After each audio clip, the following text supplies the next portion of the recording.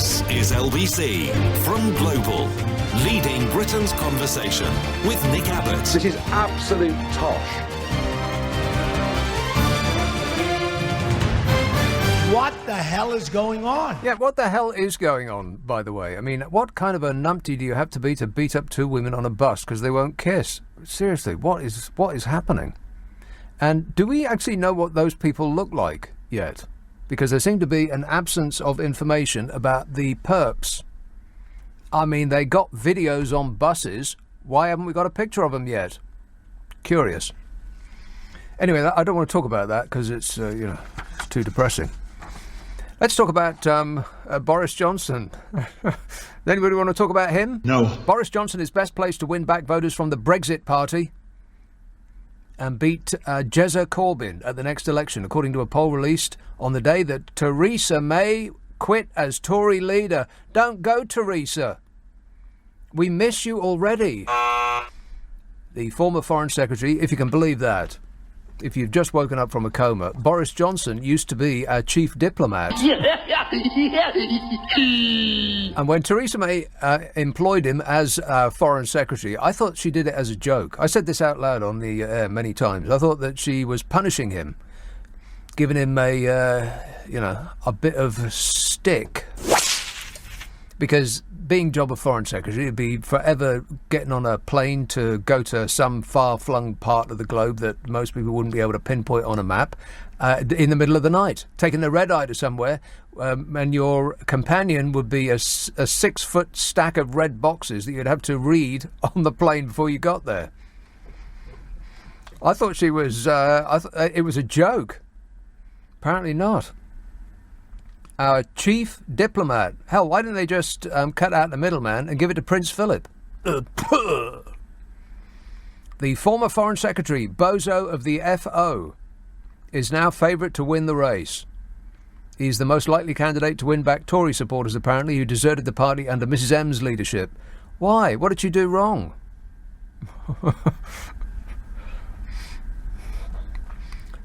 I thought that she did her very best under terrible circumstances. She was gifted a turd sandwich by her predecessor. I think this is nonsense. Who has been, for his crimes against this country, has been sent to spend the rest of his life in a shed where they keep the tools.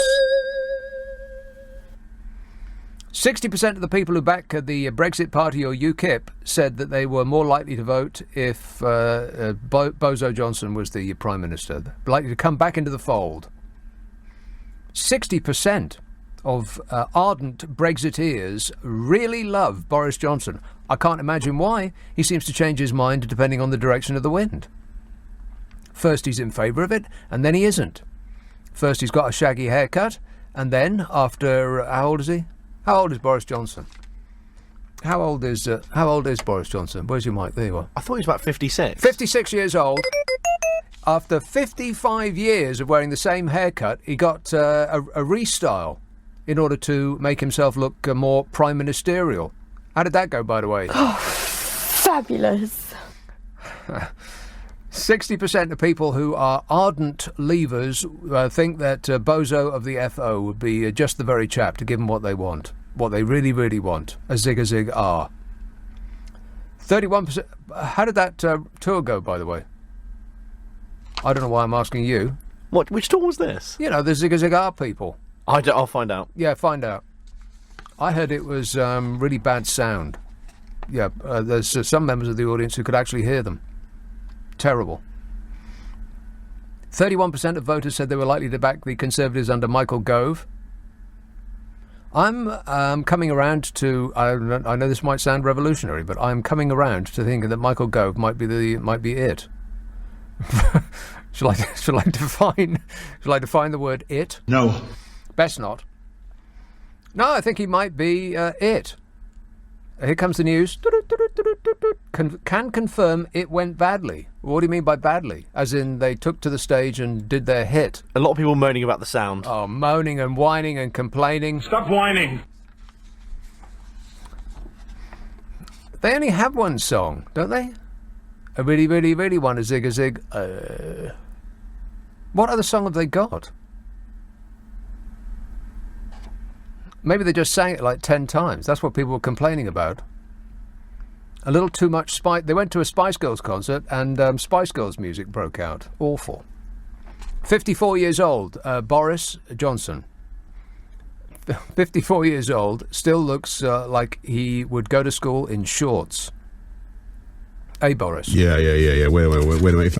31% of voters said they were likely to back the Conservatives under Michael Gove. This is about who's going to be our next unelected leader, by the way.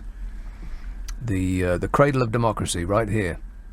23% said Sajid Javid would be the one that would bring him back to the fold. 20% said Dominic Raab. Now, Dominic Raab said something that was controversial today.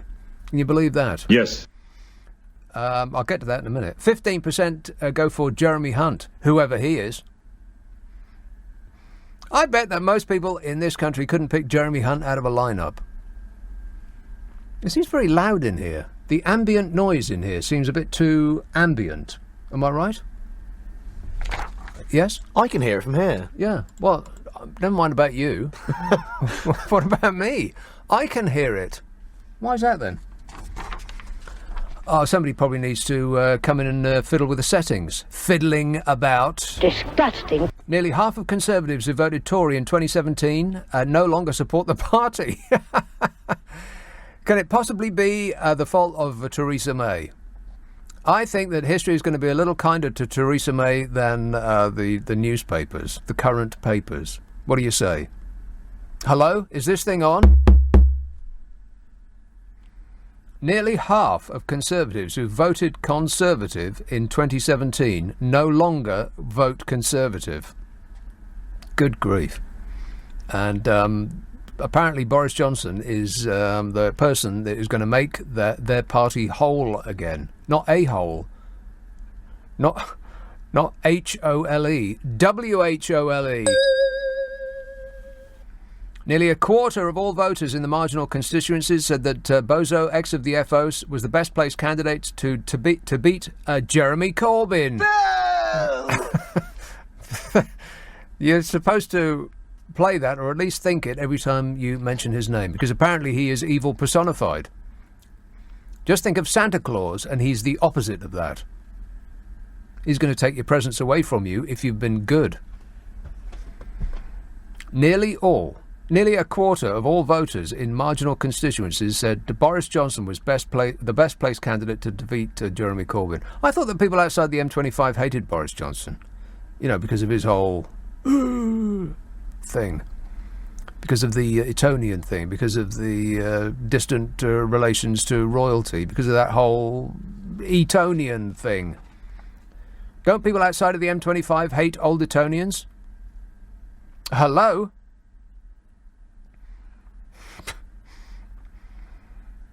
Theresa May has formally stood down as Tory leader today, and we're missing you already, Mrs M. Still, don't let the door hit you on the way out.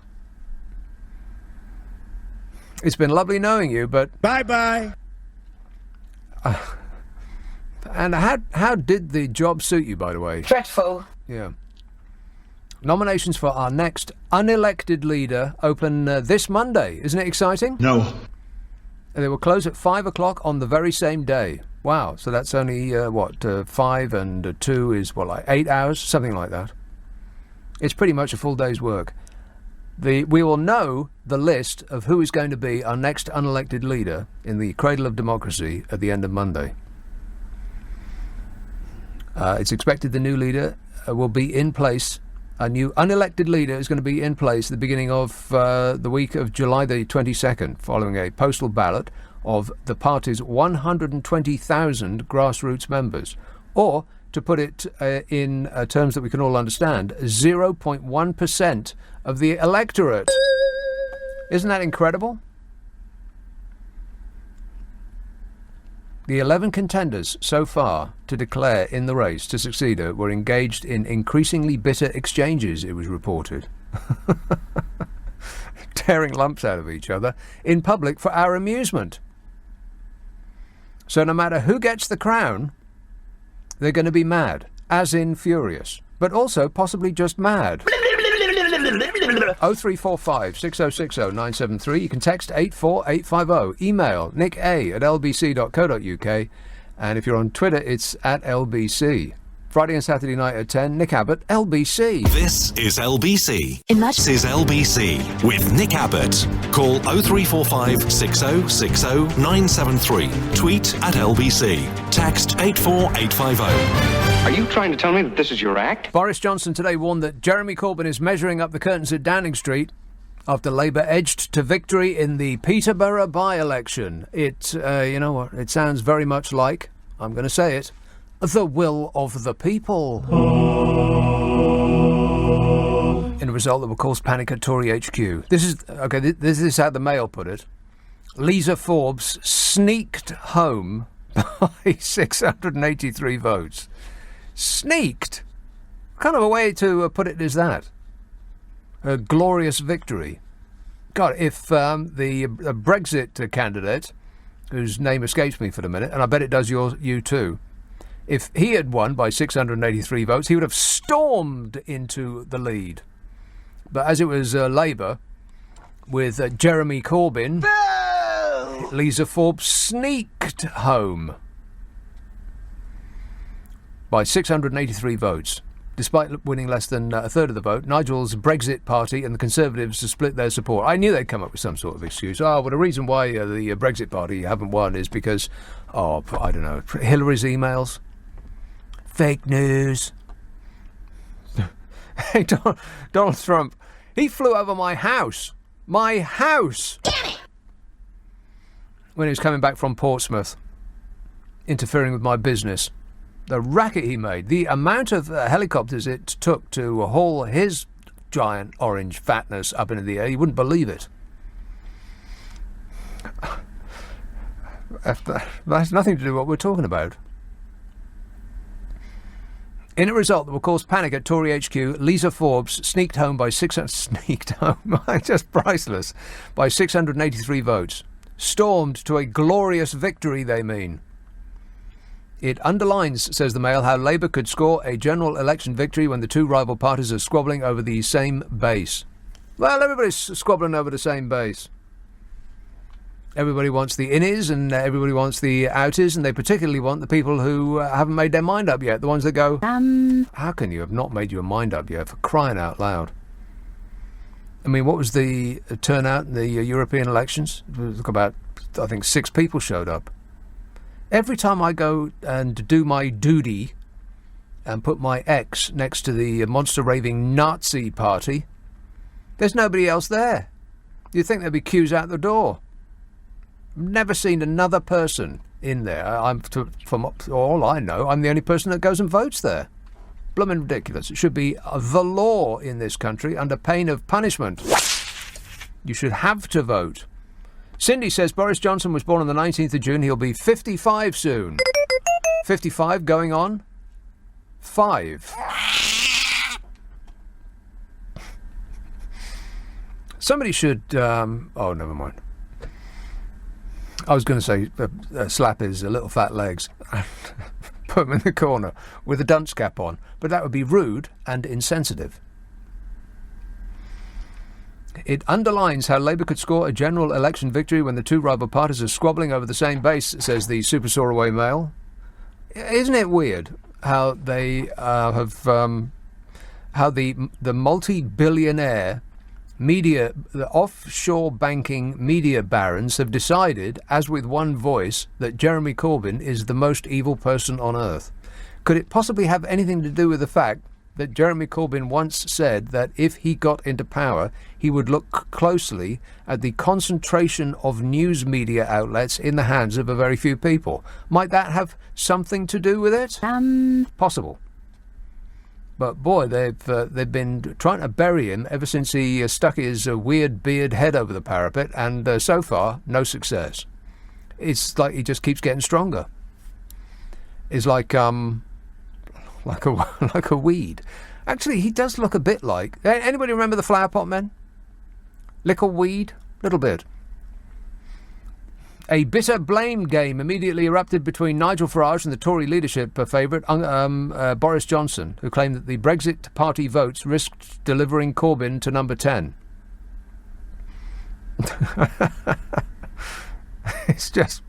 It's just priceless, ain't it? As though the Conservative Party aren't going for the very same people that would ordinarily vote Labour.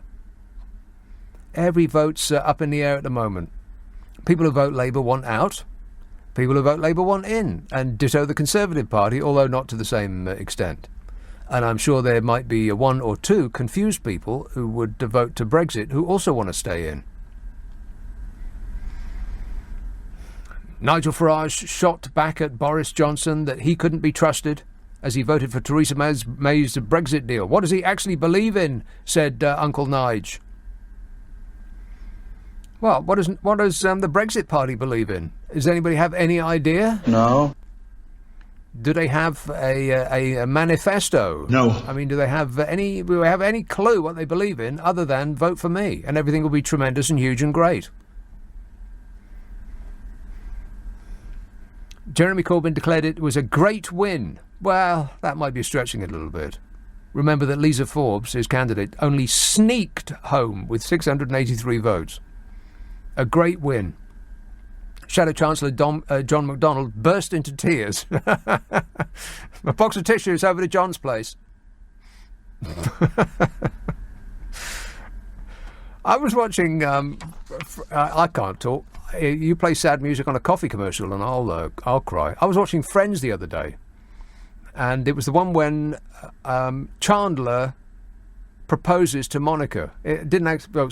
spoiler alert. Warning! Warning! Didn't actually work out that way. It turned out that Monica proposed to Chandler. And at least 4 or 5 tears cascaded down the front of my face. What does that say about me? What does that say about me? I'm with you on this one. Right. Both a pair of wusses. It's just a television programme. Darren from Staines. Ugh. He said, I waited all week to listen to your fabulous show, and my wife Gina is cleaning. Please help me out. Or tell her to clean more quietly. Or how about you do it? Tell her to stop, and you promise to do it later. You believe that? Seems a bit late to be cleaning. Nick tweets, did you see Uncle Nige took a letter to Downing Street demanding that Theresa May include him in the Brexit negotiations? Oh, God. I think he's been hanging around you-know-who for too long. Not everybody loves you like Donny loves you, Nige.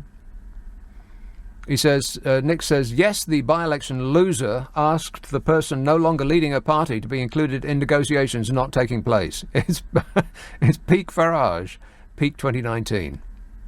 It doesn't get more 2019 than that. Is this the craziest year that you've ever experienced so far? It seems to be even besting last year for, Yeah. Here is a very important call in Streatham. Hello, John. Hi, how are you? Great, mate.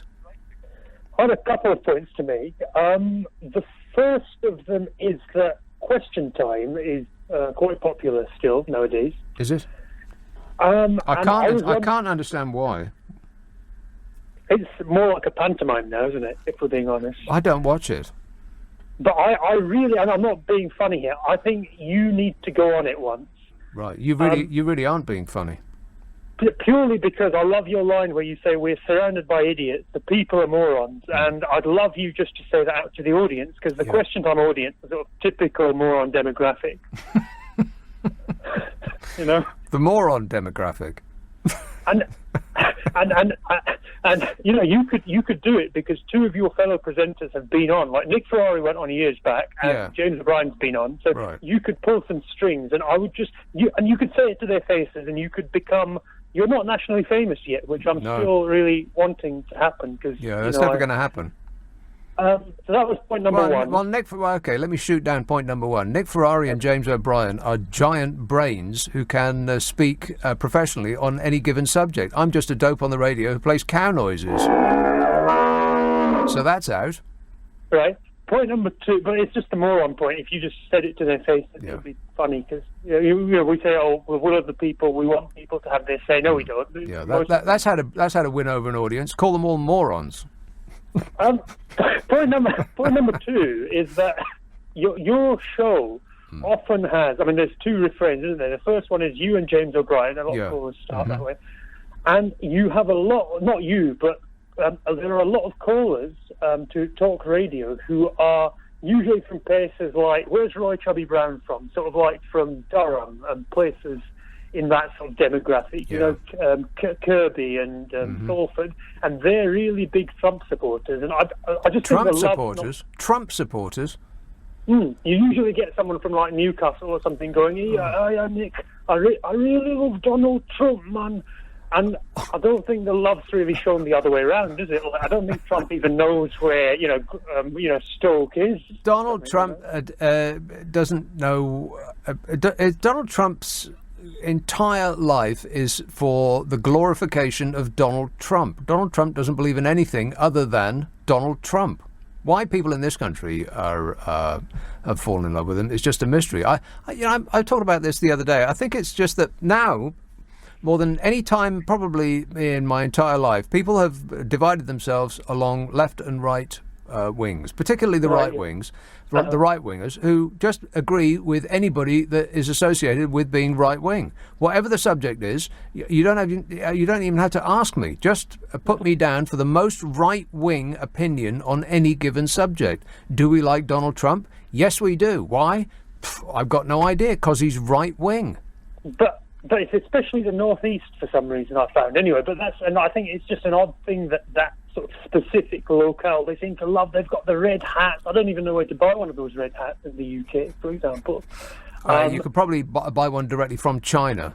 I think you know what I think those Make America White Again hats are about the only thing that's associated with Donald Trump that's actually made in America. They had to really pull their finger out and concentrate hard on getting those made in America, because otherwise it would be super embarrassing. Everything else that's got Donald Trump's name on it is made in China, particularly. He's all about New York. I think he's a self-centered guy, but he does have, Hillary Clinton was just. I'm going to say something controversial here. Unlike her husband, she was just such a. I mean, I knew many Americans when I had friends.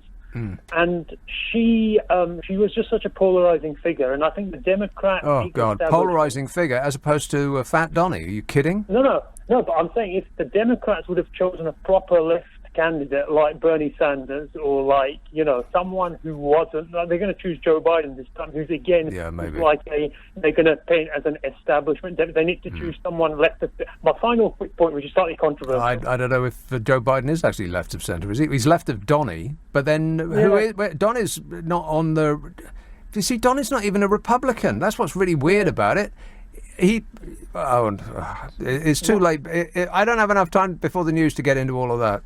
Okay. Plus, by the way, John, this had nothing to do with what I was talking about. No, you talk about Trump every weekend. I know. But it's good fun. And have you ever bumped into Uncle Nigel in the LBC studios, and was it awkward?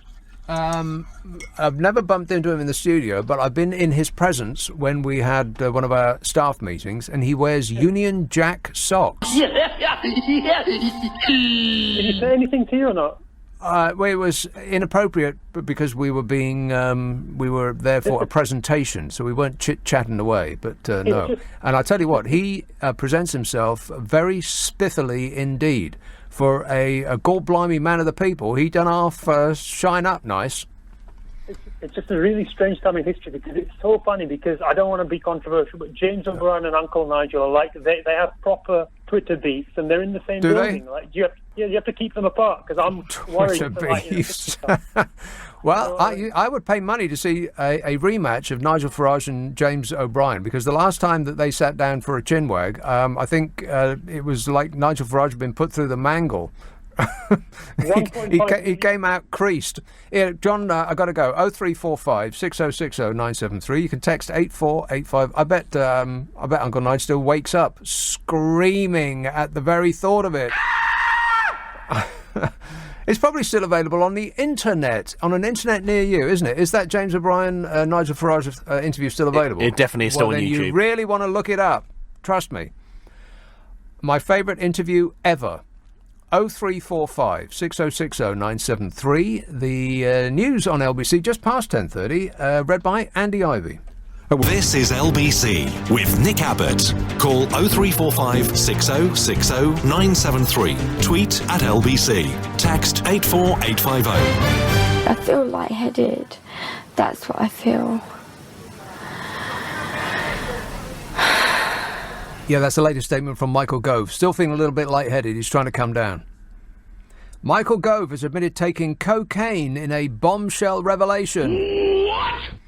Dropped in the midst of the leadership contest, the would-be PM says he deeply regrets using the substance as a young journalist more than 20 years ago. He said, I am very sorry that I screwed up. Totally I am so sorry. You just don't know how sorry I am. I'm sorry. Yeah, he's very apologetic. But he didn't inhale. That's what you're supposed to say. Oh, yeah, I was in a place when I was at university when other people were doing it, but so I was around it, but against my wishes, and I didn't inhale. Somebody needs to proffer him a script. And whenever I heard that people said that I took it, but I didn't inhale, I thought, well, God, if you can't even figure out how to take pot or cocaine or whatever, how can we trust you running the country? I mean, it's not difficult. You just breathe in. Oh, yes, I tried it like 6 or 7 times, but I didn't like it. Yeah, sure. The astonishing revelation, says the Super Soaraway Stun, threatens to completely overshadow Mr. Gove's formal campaign launch on Monday. I bet it propels him into the lead. An actual real-life human being. You believe that? In an interview with the Daily Mail, Gove said, I took drugs on several occasions? No. Wait, what? Oh. I've made a boo-boo. If you press it for too long, it doesn't play. See, there should have been a no some while ago. But, oh, never mind. Who cares? Anyway, this is a very, very complicated machine. I should not be in charge of it. This astonishing revelation threatens to completely overshadow Gove's formal campaign to launch on Monday, says The Sun, with just hours to go before nominations close. Isn't it exciting? In an interview with the Daily Mail, Gove said, I took drugs on several occasions at social events more than 20 years ago. At the time, I was a young journalist. Oh, well, journalist. Say no more. It was a mistake, he said. Mistake? Well, he tripped up, fell face first into it. Whoopsie-doodle. He says, I look back and I think, I wish I hadn't done that. Really? Why? What, is it still affecting you now? Should you not be in charge of heavy machinery? He said, it was 20 years ago. I mean, who thinks some passing thing that they did 20 years ago, and then it's always on your mind, and you think, oh, God, I wish I hadn't done that. Please. 20 years ago, and it was a mistake. But I don't believe that past mistakes disqualify you, he says. Well, it depends what they were. This confession comes ahead of the publication of a book about him by political journalist Owen Bennett. So the only reason that we're hearing about this now is because we were about to hear about it. Spoiler alert. Warning, warning. Anybody wants to read that book? He says, the book is correct. I did take drugs. It's something I deeply regret. Oh, come on. Deeply regret. Really? Aren't you laying it on a bit thick? Like he goes around with his head in his hands. Oh, no. Like on a daily basis. His friends have to come over and try and bring him out of it. Don't worry, Mike. It ain't worth it. This book is correct, he said. I did take drugs. It's something I deeply regret. Drugs damage lives. They are dangerous, and it was a mistake. Well, cars are dangerous. Cars damage lives, but people get into them all the time. This idea that you're either a helpless drug addict or you've never taken drugs is just... I bet if he did become PM, he'd still be on the same war on drugs nonsense stick. He says, obviously it would be for my colleagues in Parliament and members of the Conservative Party to decide now if I should become leader. I think all politicians have lives before politics. Certainly when I was working as a journalist, I didn't imagine I would go into politics or public service. I didn't act with an eye to that. What, you acted with an eye to going into journalism? That doesn't say much for journalists. Do it. The Secretary of State for DEFRA, that is Michael Gove, currently 5-1 odds to be the next Prime Minister. That means if you put a pound on, you get a fiver back. That means if you put a pound on, you get a Coke head back. I am stunned. It says the confession looks set to rock the Tory leadership race. It'll make people interested in Michael Gove, which would be a first. Don't knock it, Mike. Michael Gove has built a reputation as a straight-laced minister, most likely to be photographed on his morning jog. Yeah, you know what? Probably best to take that jog in the dark, because that short shirt combination ain't doing you any favours. I mean, I'm saying this in a positive light. You look ridiculous. I mean, Boris Johnson in his jogging shorts is bad enough. You know what Boris Johnson in his jogging shorts look like? A little bit. With a haircut. Just 2 days ago, Michael Gove split the Tory party by saying he'd delay Brexit by months to secure a divorce deal from the EU, which is apparently anathema to a lot of people who... We just want Brexit, they say. 0345 6060 973. You can text 84850, email nicka@lbc.co.uk, and if you're on Twitter, you're almost certainly wasting your life. But at least you're not on Facebook. Here's a call in Heathrow. Dave. Hello, mate. Yeah, just talking about Gove. I remember when Osborne, he was always as high as a kite because he was always on coke. Yeah, probably not. Well, every time I saw a picture of him, he was stoned out of his head. Yeah, how could you tell that from a picture? Because he could just tell.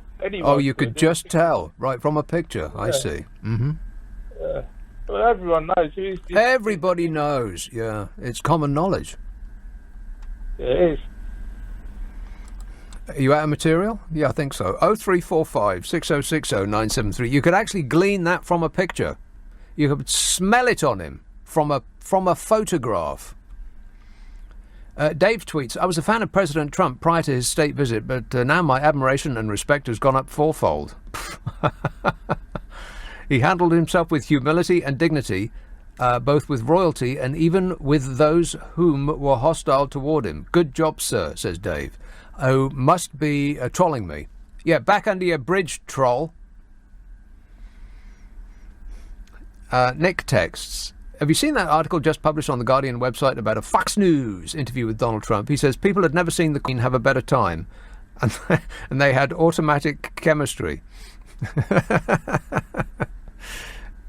Nick says, I bet she couldn't stand him. Automatic chemistry. I will be so great to women. I cherish women. I will be so great to women. And to is the most instructive part of that sentence. I will be so great to women. You cherish women. I cherish women. Sure you do. And they cherish you right back.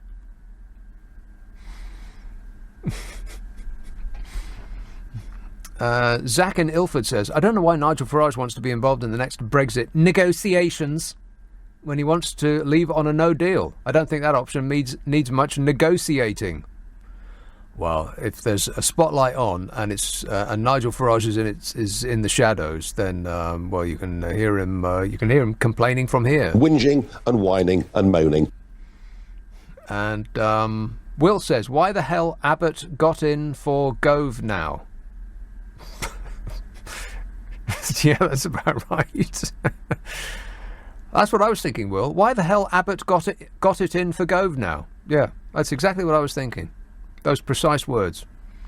He says, met him in Barking, having a cappuccino and croissant, lovely bloke. Croissant? Cappuccino? Filthy foreign food?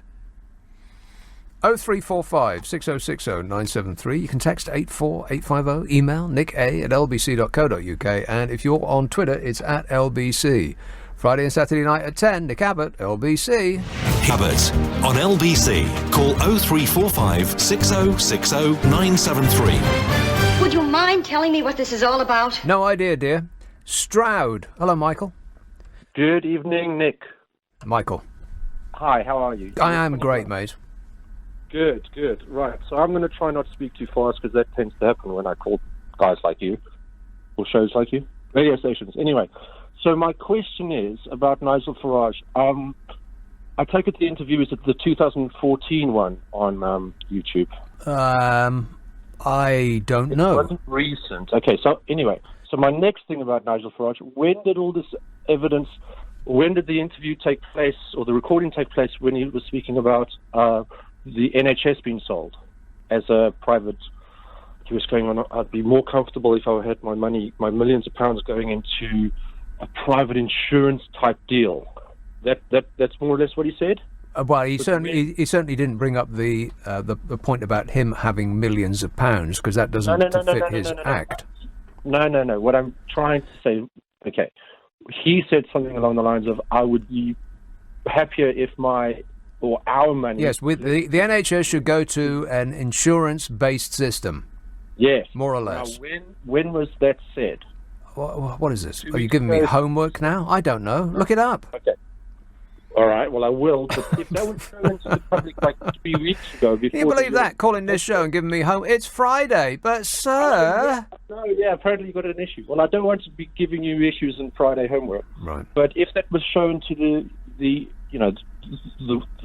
country 3 weeks ago, just before the European election... Yeah, they would think it was fake news. His fans aren't going to listen to any of that stuff. They have already made their mind up, and if it turned out that he was, if they dug up Hitler and brought him back to life, his fans still wouldn't change their mind. Not that I'm suggesting that he is Hitler in any way, shape, or form.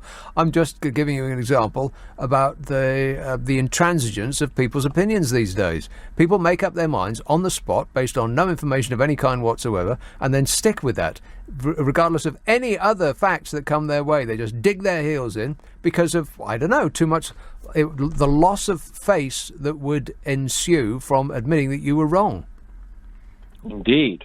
So it's all about getting the right information to the public in time for the decisions when they're supposed to be made. Yeah, well, you can take the public to the information, but you can't make them read.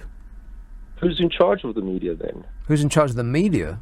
Yeah, like you're referring to all of those people from foreign lands who, like the 10% of people... Well, no, that's not right. What am I saying? But I've got no idea what you're saying. Who's in charge of the media? Well, who do you think? It's not the 10%, it's the 0.00001% who own everything. Yes, it's not about the... what was that thing I was supposed to say? It's not about the... Oh, God, I can't remember. It's about the have... it's not about the immigrants, it's about the haves versus the have-nots. Or the haves versus the have-yachts. Yes. Well, no, it's not, because the haves have the yachts. The haves and the have-mores. Absolutely. That's what George Bush said, George W. He said, well, I'm doing things for the haves and the have-yachts. Well, at least he said it out loud. He said it as a joke, but, many a joke. Truth in jest. Yes. Okay. Well, Nick, you're a fantastic show host. Sometimes I can't talk. And no, that's right. And you're a terrible caller. And I mean that positively. Thanks a lot, Michael. Darren tweets, Nick, can you get Brian from Stockton-on-Tees on and ask him how did the Brexit Party vote go in Peterborough, where over 60% voted to leave in the referendum? Who's Brian from Stockton-on-Tees? Huh? Why are you so unpatriotic? Oh, God. Yeah, that's all we need. Fabulous. Why do you hate your country, Nick? Yeah, the Leavers leave town still didn't go for the Brexit Party. And that guffaw got wiped right off of Uncle Nigel's face. Still, never mind, eh? At least he's not complaining. Whinging and whining and moaning. Edward in London says, pronouncing croissant as croissant is a form of cultural appropriation. I'm being racist? Well, what about cappuccino? Cappuccino. No, it's not. It's just how you pronounce it. Stupid. Cultural appropriation. It's not like I'm sitting here in a beret. Sarah says, Nick, it was a joy to have Donald here this week because he let the cat out of the bag. He informed us that the NHS was on the table regarding the US deal. No wonder the Brexit Party didn't do well in Peterborough. Well done, Trump. Yeah, that's exactly what happened. He said, oh, the Brexit part, the NHS, yeah, that's on the table. Everything's on the table. And you could say Theresa May sucked in air so much you almost swallowed her own face. There it is. Revealed. That's what a big, huge and tremendous deal with America is going to be like. If you don't have a lot of money, then we're very sorry, but we can't treat you anymore. If you want to know what it's like under the American system, just imagine this. You sell your car in order to get your pills that month.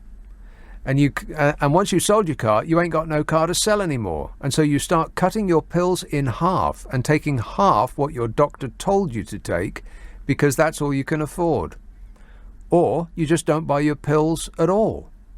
You just suffer with your weepings and your oozings because you can't afford to go to the doctor. Or you show up at the hospital and they go through your credit. They give you a credit check before they start treating you. Or you just don't bother showing up at the hospital because you know what the experience is going to be like. If you really want to go there, then let's have a huge and tremendous trade deal with America. Because Donald Trump isn't, I mean, as much as he fawns over the Queen, because he wants to sit at the top table. If you know this about Donald Trump, it explains absolutely everything. He wants to be accepted by the upper echelons. He wants to be inside the window looking out rather than outside the window with his giant orange face pressed against the glass looking in where all the swells are. And that's informed his entire life up to this point. A psychologist might conclude that he's just still trying to get love from Daddy. But he's a serial failure at business. He just failed over and over and over again, and Daddy had to keep wading in to bail him out over and over again, to the tune of, just over $400 million. I make $400 million a year, so what difference does it make? Yeah, he made $400 million when Daddy gave it to him. And because he's been such a serial failure, it just grates on him so much. And because he's such a bore, such an improper blunderbuss, he's very non-you in British terms, and the American high society is probably just the same. And they've always shunned him, which just grates on him, which is why he loves to shove it in their face. Now he's the President of the United States of America. I'm President! Can you believe it? No, we're still stunned. We still can't believe it. How did you become president, by the way? I love the poorly educated. Yeah, that's it in a nutshell. Everything's going to be huge and tremendous and great. Don't ask me for any details, just vote for me. And everything will be huge and tremendous and great. We're going to make America great again. What does that mean? Absolutely nothing. But that's about as far as the poorly educated can think. Don't bother them with the detail, or in fact there are no details. Just vote for me and everything will be huge and tremendous and great. And they did, and it isn't. Surprised? Surprise! Desmond emails, I want another by-election in Peterborough. The voters didn't know what they were voting for. Want a second election, just like the Ramonas who want a second referendum. John in Wallington says, Donald and his beautiful wife were so gracious, it was a joy having them here. Yeah, all you trolls come crawling out from under your bridge. I assume you're joking. Of course, Melania had to trail round after him. What do you think of that, Melania? I don't care. Yeah, she just doesn't care. Beyond caring now. I can completely understand that. Phil says, I thought I'd give you a heads up that Trump's birthday is on the 16th of June, according to Wikipedia, and he'll be 72 years old. The profile picture must be photoshopped, as his hair is more ginger than normal, and he looks happy. An ideal birthday gift would be a copy of Pink Floyd's The Wall. It would take Trump 2 days to work it out once the jet lag disappears. A wall. Of course, all walls work. He's building a wall. I'm building a wall, okay? I'm building a wall. I'm building a wall, okay? I'm building a wall. I would build a great wall, and nobody builds walls better than me, believe me. Nobody builds walls better than him, believe him. Every time he says believe me, don't believe him. Believe me, believe me, believe me, believe me, believe me, believe me, believe me, okay? No. Of course, walls work. There's absolutely nothing that you can do when presented with a wall. If there's a concrete wall in front of you, go through it, go over it, go around it, but get to the other side of that wall. 0345 6060 973. You can text 84850, email nick@lbc.co.uk, and if you're on Twitter, it's @LBC. Let me take this opportunity to remind you of my Super Soaraway podcast. I think you will love it. A half an hour of amusement. If you've got 30 minutes and you want to be amused, then it'll be right up your street. It's called the Nick Abbott Habit. Get it on Global Player, the app you can download from your app store, Global Player, or ask for it by name on an internet near you. The Nick Abbott Habit. Living on an island, a peek into a bathroom from the 1970s, and a stand-up row about smoking and cars among the delights on this week's issue. This is LBC from Global, leading Britain's conversation with Nick Abbott. Hello.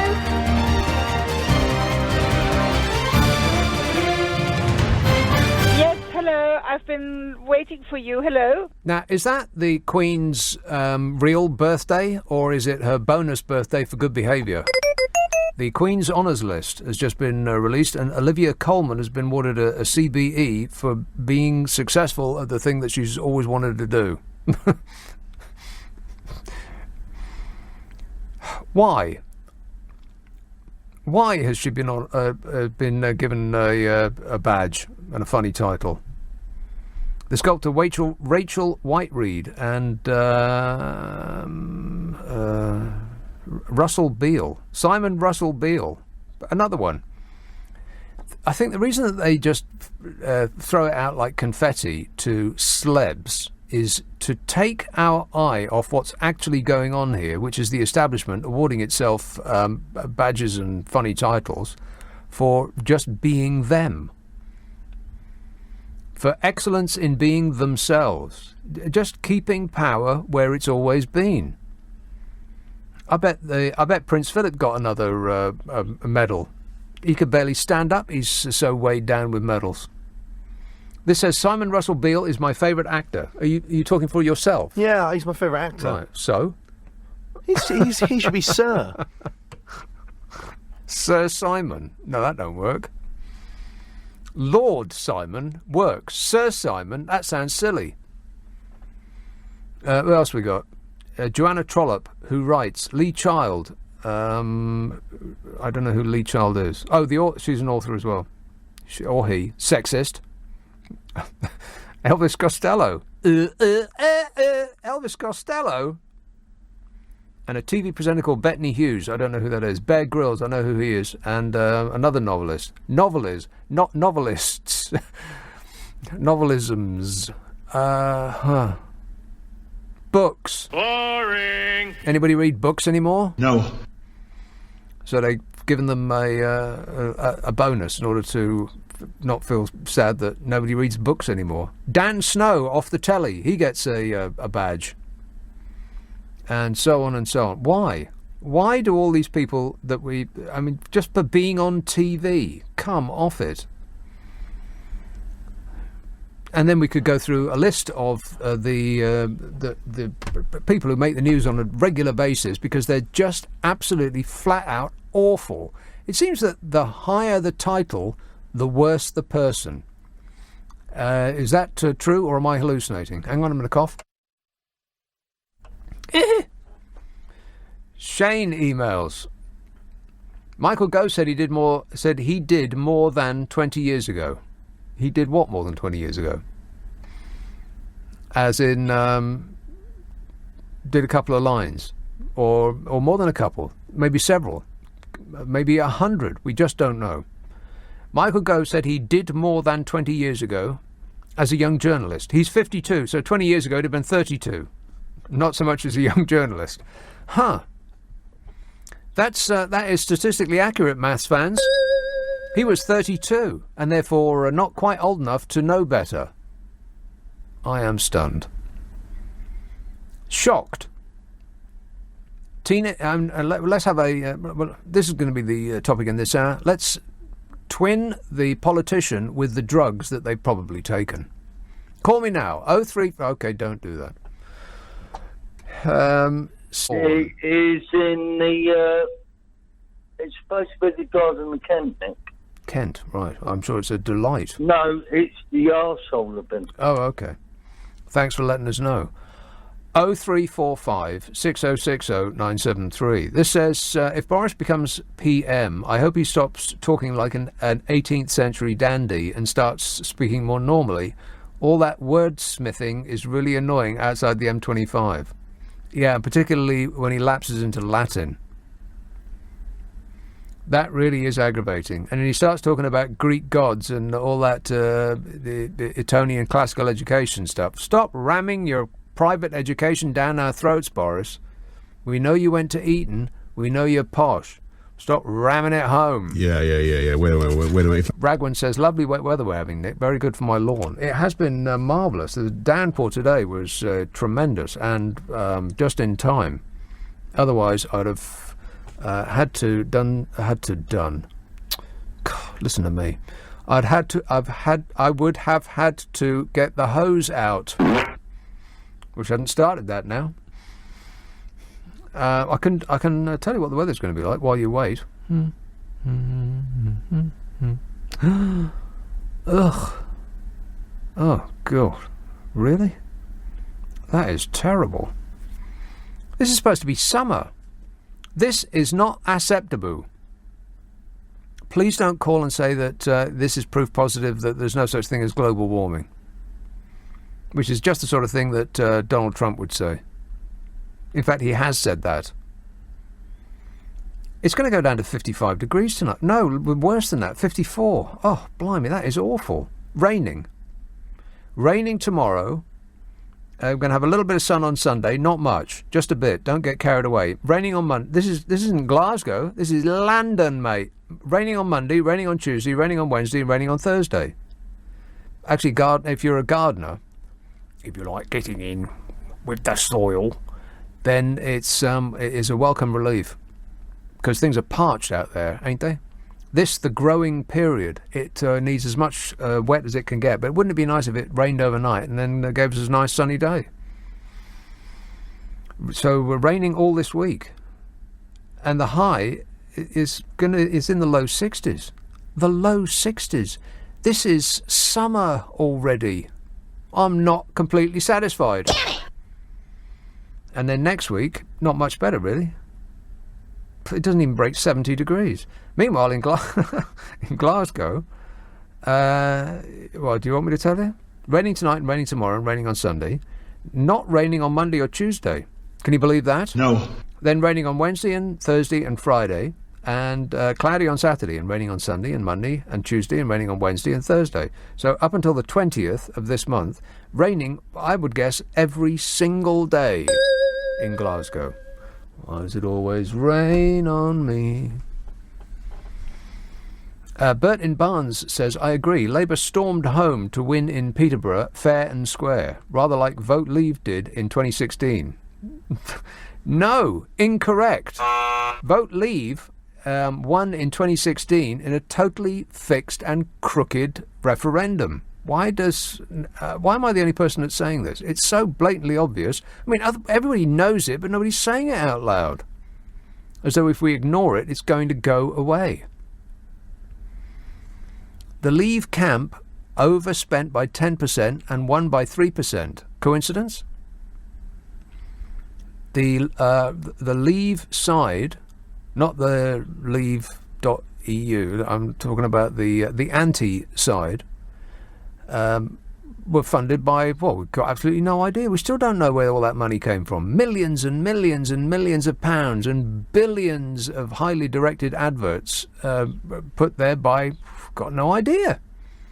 To say that was it was won democratically, fair and square, is to ignore all of the facts. But we're not remotely interested in facts anymore. We're all about feelings now.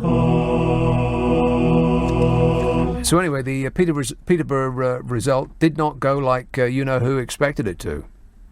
I'll bet he's absolutely furious. I'm a nutcase. That gopping, guffawing grin was wiped right off his face. There was a picture of him in a newspaper looking sad. A collector's item. Nigel Farage's party had been hoping to send a shockwave through British politics. Yeah, that's right. And you didn't. You did not send a shockwave, Nige. This is absolute tosh. Completely correct. He was pushed into second place, as in lost. And Uncle Jezza declared it a great win. I don't know about that. It was a narrow result, saw voters split between the Brexit Party and the Tories. And if the vote is divided in the same way across the country at a general election, the most likely result would be Jeremy Corbyn becoming the next Prime Minister, or as the Daily Mail would put it, Matt Hancock. As in, who's Matt Hancock? The Tory leadership contender, Matt Hancock, said the by-election showed our real opponent is Jeremy Corbyn. Well, of course he is. He says, we need to deliver Brexit. We just want Brexit, he said. And then we need to turn the page with a fresh face and concentrate on all the other things that matter to people. Yeah, you like giving tax cuts to billionaires, for instance. You know, all the very, very important issues that they have been neglecting. Tory leadership hopeful Jeremy Hunt said the incredibly disappointing result in Peterborough showed that there was no future for our party until we deliver Brexit. We just want Brexit. Any elections before then will just allow Jeremy Corbyn to sneak in through the middle. It's not sneaking in, it's being bowled in on a tide of support by the people. It's the will of them. Sneaking in. And the result of the EU referendum was a glorious result, was it? Nothing untoward about that result at all. Nigel Farage made a brief appearance at the count, apparently anticipating victory, but left without talking to reporters. That is also a collector's item. Cameras were there and he didn't talk to them. Can you believe that? No. He probably had to hurry out and cancel the ballroom at the Ritz or the Savoy or whatever down-to-earth man-of-the-people location they were going to celebrate in. The papers printed a picture of Nigel Farage looking glum. A picture of our Nige not opening his mouth as wide as the Channel Tunnel and guffawing like a seal. I'm going to cut it out and keep it. Turnout was 48%, by the way. Weak. 48%. What does it take to get people to actually get off the couch and go out to vote? And it was down from 67% at the general election to 48%. People just don't care. I mean, God, it's not like the politics hasn't had much publicity lately. This is the most exciting period in political history. I mean, certainly that I've been aware of. And people still don't care. No, I'm not really bothered. Oh, it doesn't really make any difference who you vote for. God, it's excruciating, ain't it? 0345 6060 973. You can text 84850. Email nicka@lbc.co.uk. And if you're on Twitter, it's @LBC. Friday and Saturday night at 10, Nick Abbott, LBC. This is LBC, Britain's Conversation. LBC with Nick Abbott. Everything is going extremely well. You bet your life it is. 0345 6060 973. Lucas in Twickenham says Donald Trump didn't have a clue of what the NHS was, let alone who Jeremy Corbyn was. I think he just came here to take some selfies, like one of those Kardashians. He's just interested in ratings, and but because ratings imply success and approval, that's why he's interested in ratings. And money. Don't forget the money, honey. That's why he went to Ireland to advertise his golf course. I'll talk about that in a minute. I don't want to get bogged down in Donny too early, because otherwise he'll just take over the whole show. David Teddington says the biggest disappointment about Mr. Trump's state visit was that it didn't coincide with this show. It would have been great for him to listen to the programme. Maybe he'd have felt compelled to call for a chat. Donny don't chat. Donny just speaks. He fills the air with verbiage so that nobody else can get a word in edgeways. Actually, kind of like this. Here is... oh, God. Really? Stockton-on-Tees. Hello, Brian. Yeah, good evening, Nick. Good to talk to you again. Mm-hmm. Well, it's good to talk to you. Yeah, sure. Pass it back. Where have you been, Nick? Where have you been today? Overnight? Where have I been? Yeah, Nigel Farage spoke to the cameras about Peterborough. Where were you? Well, I can't have been paying attention. Well, I'll tell you what he said, shall I? I bet I can tell you what he said. Go on, then. He said it was a great result for the Brexit Party, and... Never really. I bet he did. Go on, continue. And the wave continues, and we will be delivering a glorious success at the next general election, and you just wait. Something like that. No. I bet it was. Bet it was. Right, I'll tell you what he said. Go on. Well, roughly what he said. I can't word for word. He said that it wasn't too bad a result, considering... See? Exactly. That's what I just said. But considering that they have all people on the ground that have been doing this for Peterborough for 2 months. They're just a new party, 8 weeks old. Oh, God, and they didn't know which doors to knock on. No. Didn't know which doors to knock on. Just pick anyone and you'd have found a fan behind it. Right. But the main thing was, they were second. They still keep pressure on these two parties. And it's going like a dream at the moment. No, it is not. Yeah, it's going like a nightmare. No, it's going very well. No, not particularly. You've been mourning now, won you, Nick? They won the EU vote the other day by a much smaller margin than they were expecting. They were expecting in the upper 30s, touching 40%, and they got in the lower 30s. I bet they were very disappointed with that. Of course, they didn't show their disappointment because they actually won it. But they won on a tiny minority of the people who could actually be bothered to show up. Almost all of which were single-issue obsessives. I make my own opinions on these things, and I think that was fairly good result. That's my opinion, not Nigel Farage's, not yours, not anybody's, mine. Yeah. And I think that was a fair result for them. Keeps pressure on. Yeah. In the most Brexit of Brexit towns, he couldn't even win there. He's going to be as successful as his various failures at becoming an MP. The 26%, the 6 points clear on the next general election. Yeah, no, they're not. On the poll. No, they're not. The Lib Dems are scoring higher than them. Lib Dems, it's changed. Lib Dems, they're 8 points clear of Lib Dems. Yeah. Well, they're 18 and 20 Lib Dems. Yeah, I very much doubt that. I think they're 18. Labour's 20, Brexit Party 26, and Conservatives are way out of it. Not a chance. Right. I bet come the next general. Wait a minute. I bet come the next general election, they don't get more than a handful of MP. In fact, I would be willing to lay a fiver, which is something I never, ever, ever, ever do. Only mugs bet, unless there's betting companies that are advertising on this show, in which case it's a tremendous way to amuse yourself and is fun for all the family. I think you'll find that is correct. But I don't bet. But I bet a fiver that they don't get one single MP. Well, I'll bet you £1 million to get... Show me £1 million, Brian. I want you to show it me in cash. Well, it's got to be 5. You can't be very confident, can you? Right. You go with numbers, right? These numbers all the time. When it suits your argument, you go have said the 26%. I will. I will bring up facts when it suits my argument. I know that nobody's interested in facts anymore, Brian. Why can't you accept these numbers then? What numbers? Of 26% that by YouGov that they're top in a general election at the moment. Why can I accept that, Nick? Because it's one poll. One poll does not a trend make. Anyway, you'll be mourning more. Yes, you've only got 30-odd minutes to go before. Here, Brian, can I remind you, you lost Get Over It. I just want to bat that ball back at all of you people who've been calling up in the last 3 years. You lost. Get over it. So here you go. Hey, Brian, you lost. Get over it.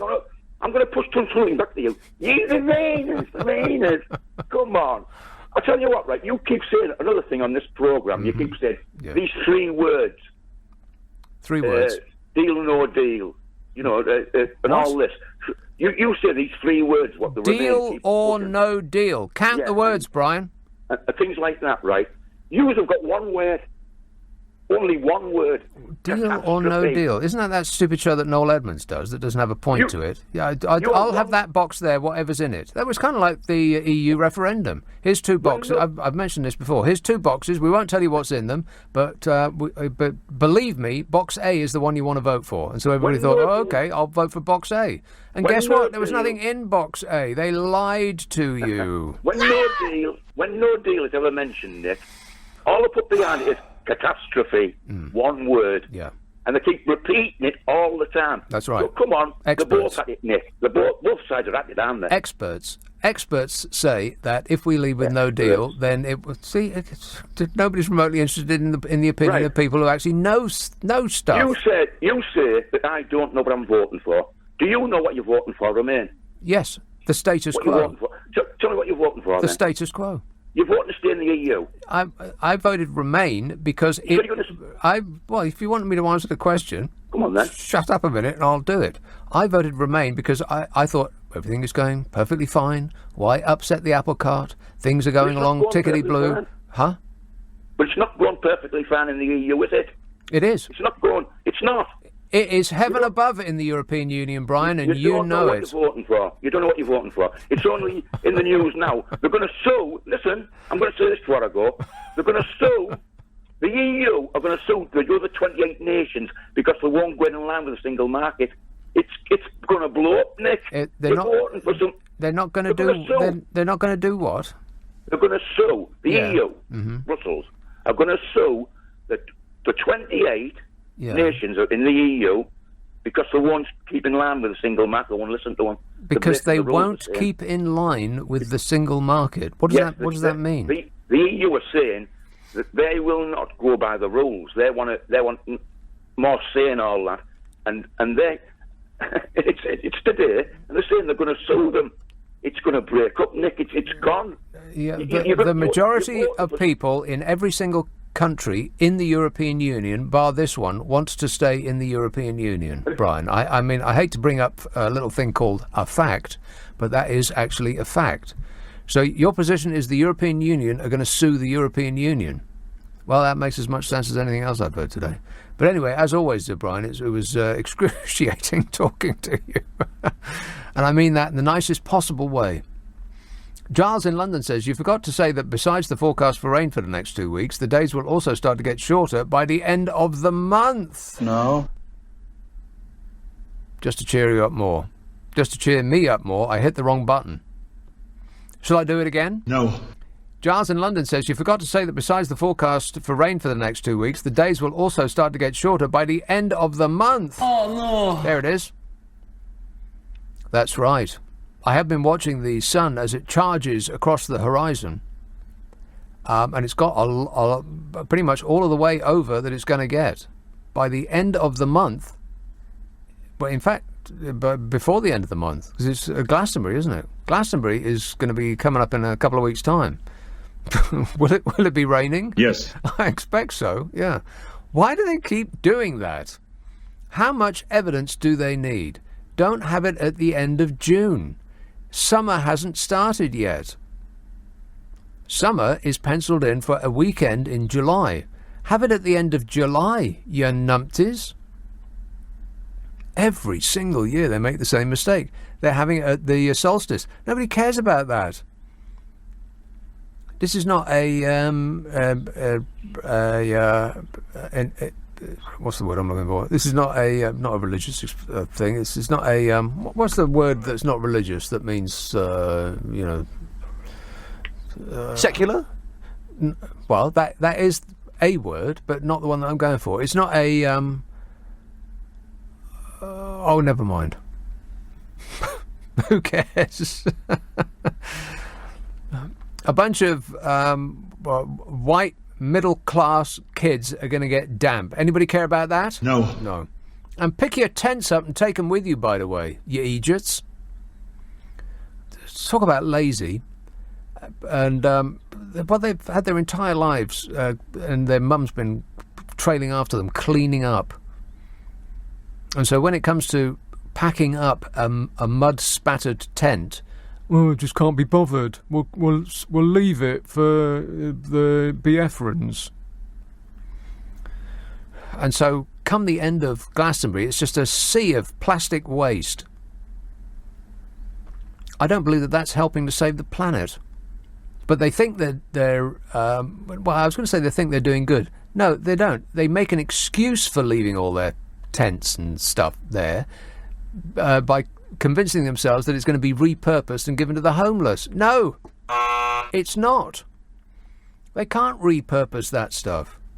They just, some other probably local yokel is going to be paid 10 quid an hour to go and pick it up for you.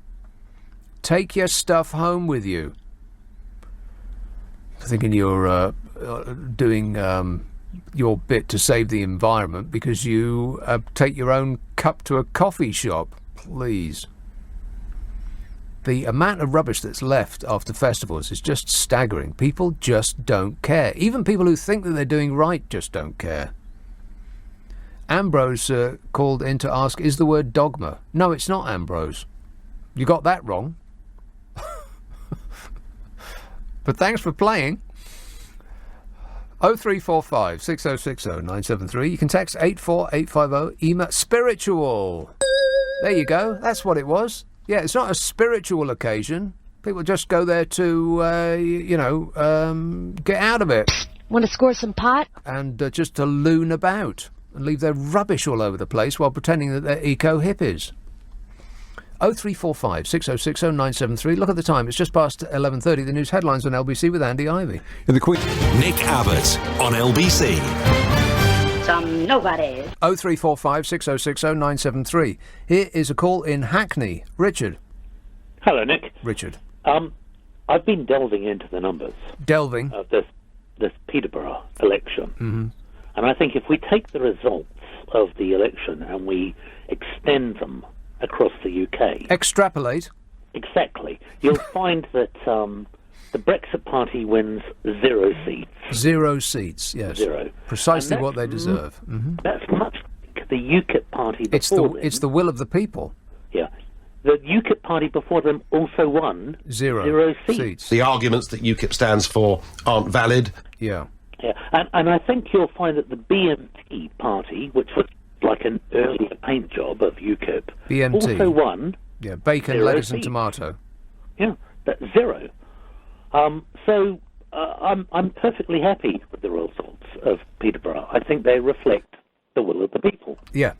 Well, the will of the people is to be adhered to as long as it adheres to your opinions. Otherwise, everybody's thick and stupid. We are thick, we are stupid. Well, exactly. I mean, I don't really know where to go from here, but I mean... France is lovely at this time of year, I hear. So is Italy. Well, Spain. Mm-hmm. There's a San Sebastian on the coast of Spain and France. Oh, yeah. I mean, should we all just retire to there and forget all of this ever happened? Well, that's a good idea, except for there'll probably be a lot of expats there who cling to each other as like life rafts and just moan about the tea and, oh, you can't get good chicks here. You know. Now, they wouldn't be, for example, like on the Costa del Sol, where a lot of English people only speak English, and they have fish and chip shops. Mm-hmm. Because what you don't want, I think, as an inhabitant of a country, is to go into an enclave where people don't speak the native language. And they have all of these weird native customs going on. And they sell each other strange food, which isn't part of your community. Yeah. And then they take your health service and your pensions, and they give nothing back.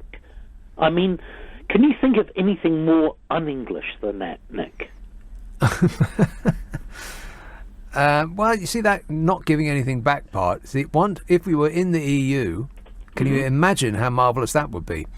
Then paying into one country's health service and paying tax in one country would allow you to avail yourself of the facilities of another country, and vice versa. I can't understand what you're talking about. That would be like some kind of union. Yeah, union of the European community. Yeah. I mean, if only somebody could invent that. Yeah, I mean, Churchill was quite keen on that, but I mean, we don't listen to him because he was just some kind of traitor. Yeah, that's what everybody said. Him and Margaret Thatcher. Yeah. Him and Margaret Thatcher. The right wingers hate both of those people. Yeah, exactly. I mean, you know what they are? They're communists. Yeah. That's what they are. Traitors. Traitors, absolutely. Enemies of the people. Exactly. Finally, somebody's telling the truth on this show. So, I don't know what to say. I mean, all I can say is that I just hope to see the results of Peterborough rolled out across the country. Yeah. Yeah, so that we can finally take the will of the people. Yeah, celebrate the will of the people. Yeah. Actually, can I be serious for a second? No. You know what? I doubt it. You could try. I do my best. What I hate most is people saying, like, oh, the Brexit Party are a brand new party and they've taken 30 points in the election. Yeah, as though nobody had ever heard of Nigel Farage before. I'm a nutcase. You watch the results and it's like the Brexit Party have taken 30 points and UKIP have lost 30 points. Yeah. Coincidence? Well, who can tell? Maybe it is a coincidence. I don't know. But these are just numbers, Richard, and nobody's remotely interested in numbers because numbers and science, they're not really a thing. The thing about mathematics is it's what you hope for. It's how you feel about what 4 plus 4 is. There's no evidence that it's actually 8. There's no correct answer. We can only work towards some kind of group thing as to where we are going. Yeah. Mathematics is aspirational. Yeah, it's not really a science. That's correct. It's not. No, please. I mean, it's not like. It's more like fiction. It's not like politics, which is hard and fast. Yeah, exactly. Yeah, numbers. You can always tell what the will of the people is and what people had in mind when they were voting for some vague question. Yeah, that's a fact, that is. Yeah, and the one thing that you can answer, the thing I like about the will of the people is that whatever the last person said to them has absolutely no effect on their hardcore beliefs. Yeah. Because, I mean, you can have someone believing something, and then maybe a guy in a shiny suit with beer on his breast turns up and says, immigrants have taken your jobs, and they will not let that influence them. Yeah, hundreds of millions of people are going to be coming here from Turkey. Absolutely, and we can't do anything about it. No. If only we had a veto, Nick. Yeah, but this isn't a racist thing to think, but all of those people are going to be swarming over here. I hear 70 million of them. They're going to leave Turkey. Yeah. They're going to move to here. Mm-hmm. And Turkey will be empty. Empty, yeah. It'll be a great place to take a holiday. Yeah. It'll be like a ghost town. You'll have the place to yourself. Exactly. I'm booking a holiday. Well, I'll see you at the airport. Thanks a lot, Richard. 0345 6060 973. Linda asks, is the word pagan? Steve asks, is it pagan? Nick emails, pagan? Angus in Nottingham says, Nick, wasn't the word you were looking for pagan? Julian says, the word was pagan, paganism. Isn't the word pagan? No. No. I forgot what the word was. What was the word? Spiritual. It was not a spiritual experience. I can't remember why I was even talking about that. People don't go to a Glastonbury for a spiritual experience. They go for getting out of it. No rules. That's why they go. They certainly don't go for the music. Oh, who's on Glastonbury this year? Who's actually headlining? It's the same blooming acts over and over and over again. This is indicative. Wow, listen to me. Indicative of the parlous state of the music industry these days. There ain't nothing out there. I bet it's blooming Coldplay again, or Muse. You know, the same acts that were headlining 10 years ago. Please tell me it's not Florence and the Machine. They're not on, actually. Oh, thank God for that. Who is on? Stormzy. George Ezra. Oh, George Ezra. He is fantastic. Boring. Liam Gallagher. Really? Miley Cyrus. Mad for it. Miley Cyrus. A fan? Well, I'd have to say I was going to poo-poo her, but actually she did a week of shows on an American talk show, Jimmy Fallon. She was on all week, and she did a different song every week. And actually, I was really impressed. I wanted to hate her a lot, but I was quite impressed. She's a pretty good singer, actually, and she can hold the stage. So, I mean, I wouldn't cross the road to see her live, but it's not a disaster. Who else? Carrie Underwood? Who's that? I have no idea. Carrie Underwood, isn't she the person who did Star Wars? Oh, help me, Obi-Wan. The Proclaimers? Oh yeah, no. And furthermore, No. the Proclaimers. Now, who's going to be who's headlining on Friday? No, wait, don't tell me. It has to be an up-and-coming band on Friday. It has to be an established name on Sunday. And it has to be, on Sunday, it has to be somebody old. It used to be, when I used to go to, it were gone when I were a lad. I used to go to Glastonbury, and on Sunday they'd put somebody on that would send everybody home. Because they wanted you to clear out. So they put someone on like, I don't mean this in an insulting way, but Fela Kuti, or some band that doesn't really have the same sort of support as, say, David Bowie, who, ain't nobody going to go home if David Bowie's playing that night. But on Sunday night, they want the place to clear out. And so they used to put on somebody who was a bit on the down low, like the guy who did The Bottle. It was on it was in the front of my mind just a moment ago. The Bottle. You know the guy who did The Bottle? Do you know him? Do you know what I'm talking about? Jill Scott Heron. Gil Scott Heron is the right answer. Well, just pretend you didn't say Jill. Kids today. What a disappointment. Gil Scott Heron. I was there when he played. All sorts of great acts, but, a little bit low down. They wanted you to go home. But I think these days they don't do that so much. The Cure. The Cure? Oh, no. Is that guy still dressed like he used to when he was a teenager? Yes. Oh, for crying out loud. What do you look like? So, who's the... Just tell me. Put me out of my mystery. Who's headlining on Friday night? Is the headline the last act, isn't it? Or is it the last act that plays that's the headliner? I'm not very well versed in festivals. Oh my God! It's Stormzy in that case. Worse than I expected.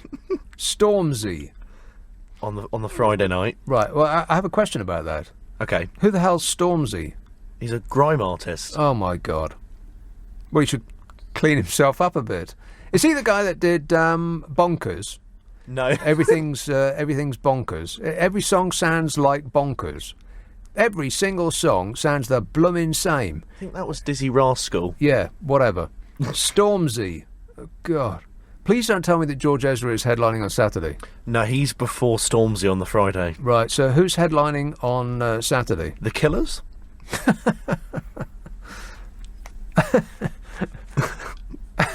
Really? No, genuinely. They're the last act on? They're on they're on the Saturday, yeah. Yeah. And on the Sunday, it's The Cure. The Cure. Oh, my God. People are going to be fleeing the scene. And Kylie Minogue's on as well. You are kidding me. She's on I bet she's on the Sunday afternoon Legends slot. Yeah. Well, that just about tells you everything you need to know, don't it? Kylie Minogue, the emotionless fembot. That's not my description. That was, I can't remember which newspaper it was in. Somebody described her as an emotionless fembot. And well, she was on some televised event, and that's exactly what she looked like to me. Like a robot trying to impersonate Madonna. Absolutely no personality of any kind whatsoever.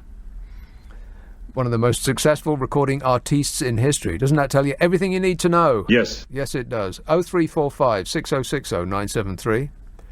You can text 84850. Email nicka@lbc.co.uk. And if you're on Twitter, it's at LBC. Friday and Saturday night at 10, Nick Abbott, LBC.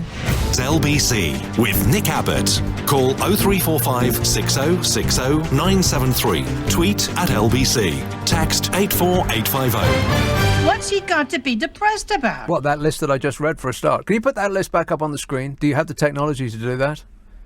Huh? What was that? Can you put that list back up on the screen, the list of chronic acts that are going to be boring us to death at Glastonbury this year? Stormzy, George Ezra. He's one of those guys that sings through his nose. There seems to be so many of those people that sing through their nose. Bastille. Who's that? Sounds like filthy foreign music to me. Who's Bastille? Oh, Bastille are really good. Oh, yeah, sure they are. Mm-hmm. Who are they? Do you know the song Pompeii? No. Well, that's probably their only hit. I know Pink Floyd at Pompeii. Is there anything like that? Oh, well, is it a cover?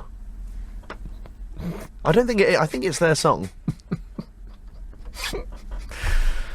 Oh my God! I think I'm going to have to kill you. I've thought this through, and that seems to be my only choice. I'm sorry about this, but you're going to have to die. Liam Gallagher's on. Yeah, all right, mad for it. I just don't. Liam Gallagher rubs me up the wrong way. I saw Oasis play live at probably Wembley or Earl's Court, one of those venues. Oh, they were absolutely riveting. Boring! They couldn't have been more dull. It was so boring watching Oasis play that I started to watch the crowd. Drunk, fat, white guys dancing to rock music. What's funny about that? They were awful. And Janet Jackson. Kylie Minogue. I can't believe it. Years and years. And that's what it'll feel like watching them. I've no idea who they are. Vampire Weekend. No idea. The Cure. I'm stunned they're still going. Does anybody actually want to... Okay, listen perhaps to a couple of songs.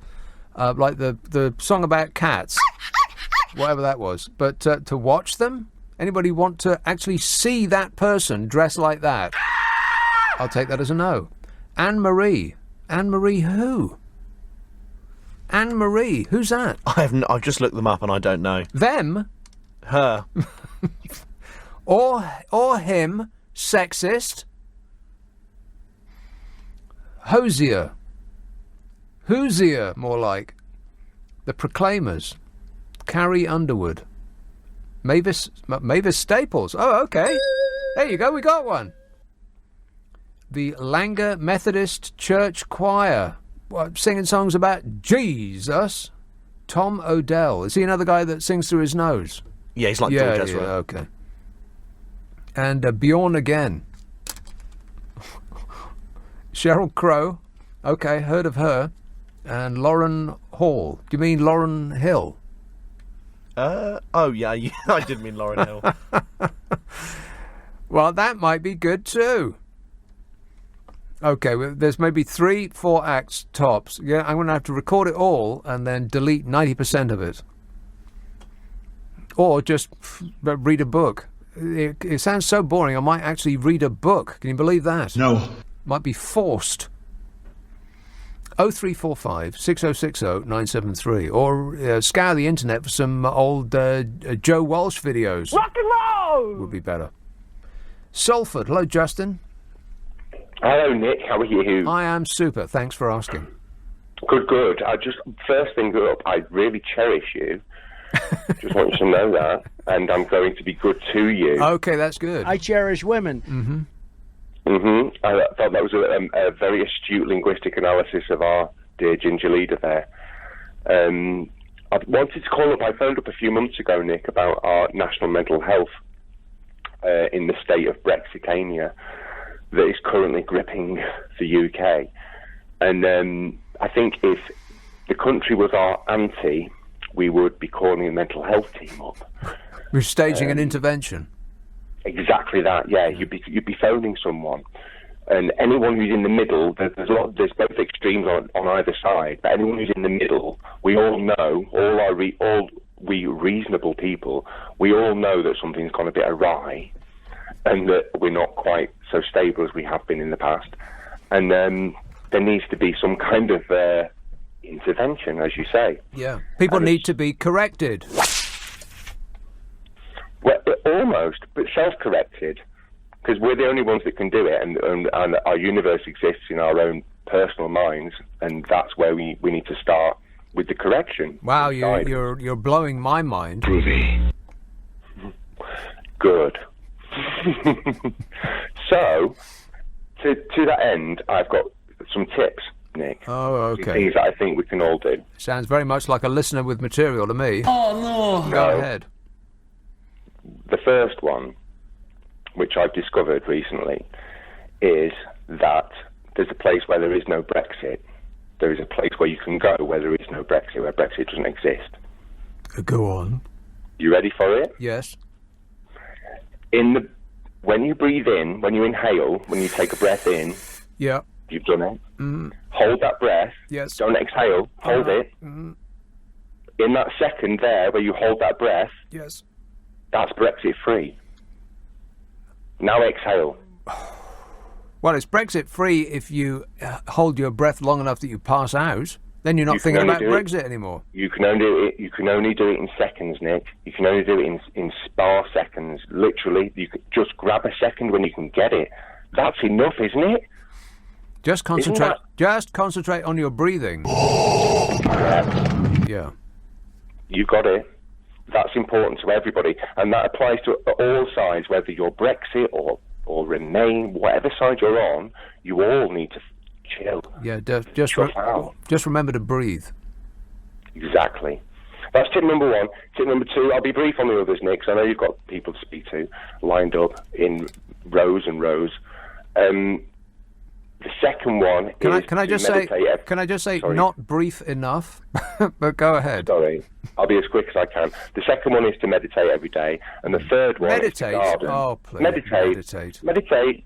Have a space to yourself, no matter what side you're on. This is universal advice here I'm giving, Nick. Right. This is for everybody, because I'm trying to be universal. I'm trying to unite. I'm trying to unite. Bring us together. Yeah, not push us apart. Exactly. And the third one is garden. Get a garden and garden it. Take a little bit of space to yourself that you can cultivate, that you can grow plants in, that you can grow maybe produce, maybe something to eat. Want to score some really pot? nice. Mm-hmm. You know it.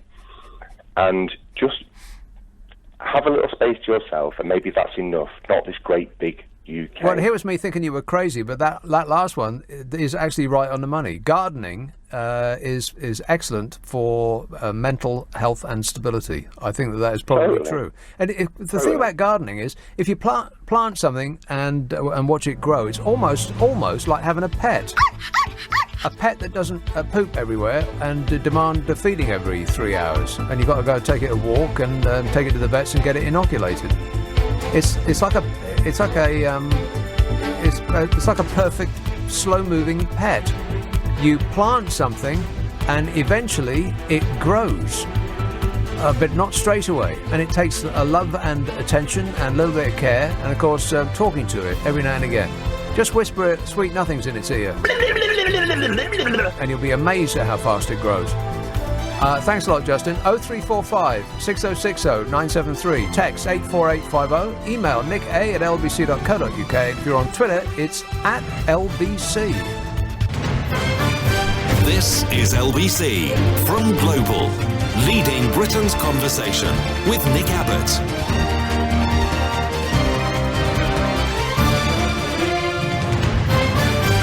How are you? I'm super, thanks for asking. I'll go to Real Madrid for nothing, and that's my final offer. 0345 6060 973. Good grief, we've got Rory Stewart is on opium, we've got Michael Gove is on cocaine. What's Boris Johnson on? Meth?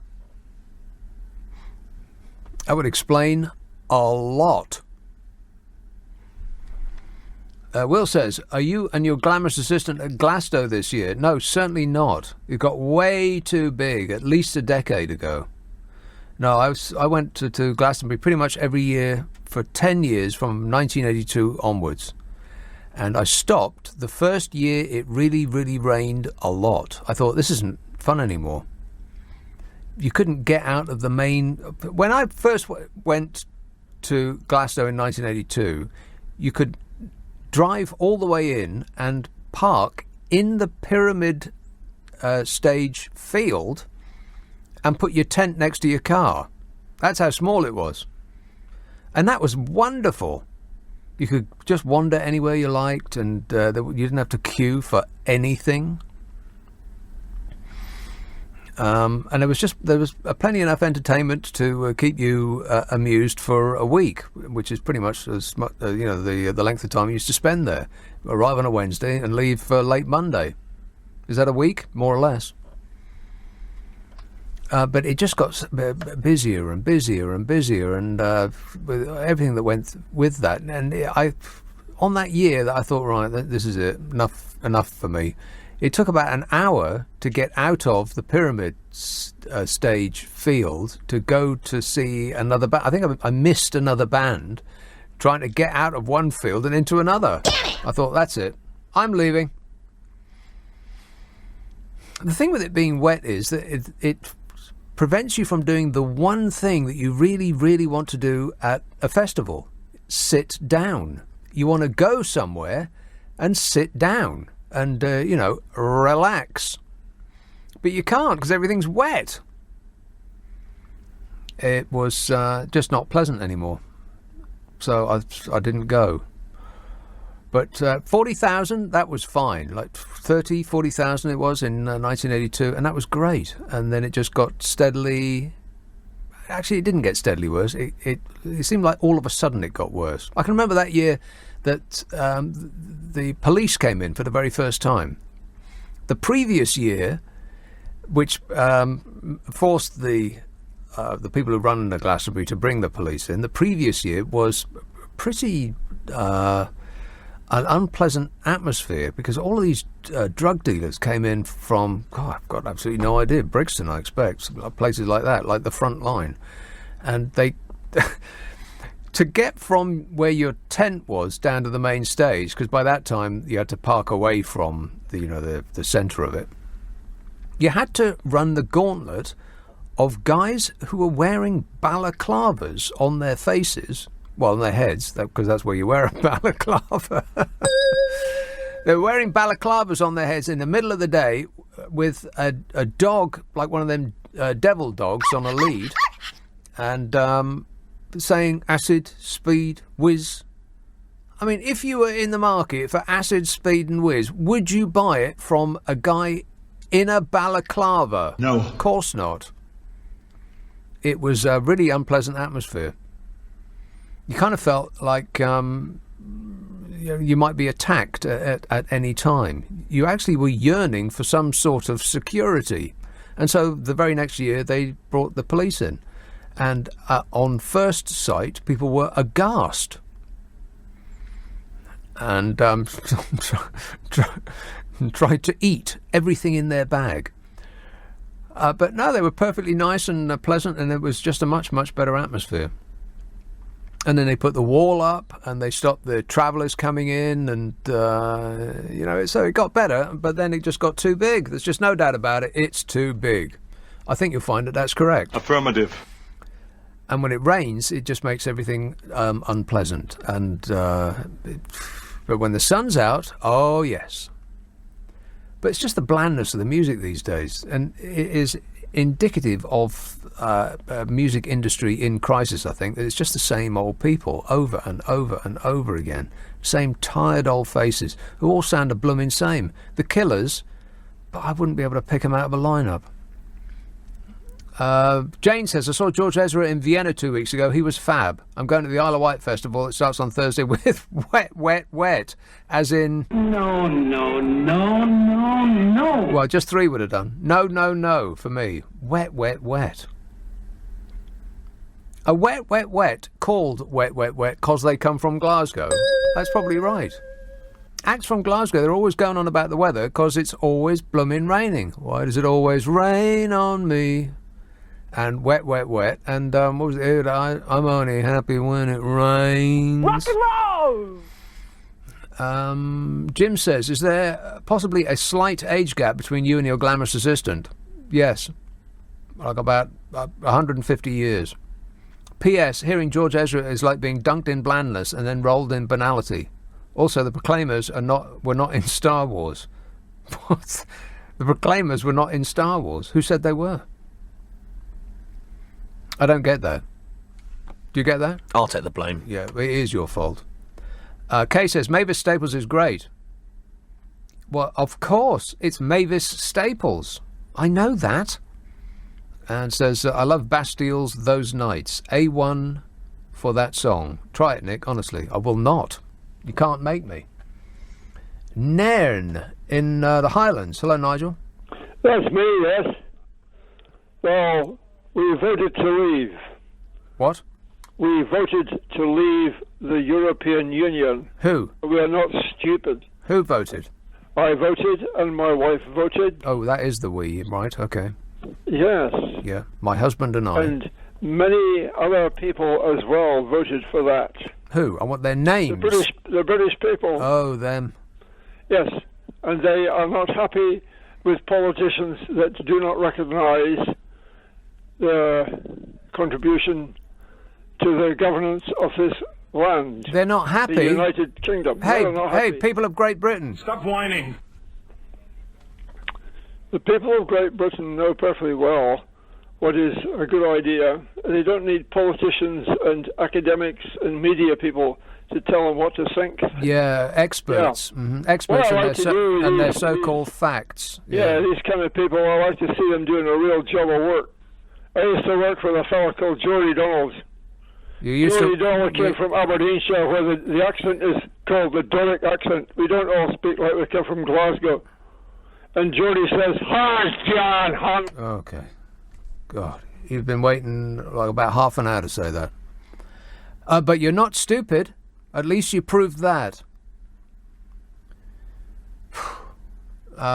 James says, Nick, they had Tom York last time. He's good. What, the bloke out of Radiohead? Well, of course he's good. And Paul says, that Liam Gallagher voice you just did brought instant memories back. The Kevin and Perry sketch where Perry comes back from Manchester. Top mad for it. I don't remember that. But I'd like to see it, if that's any help. B says, it would be lovely to see the Spice Girls at Glastonbury. No, it wouldn't. They've got one song come off it. They've got one song, and I think they're the biggest selling girl band in the history of this country. Isn't that awful? Is that bloke still there? Are you still there? Hello? Yeah, okay.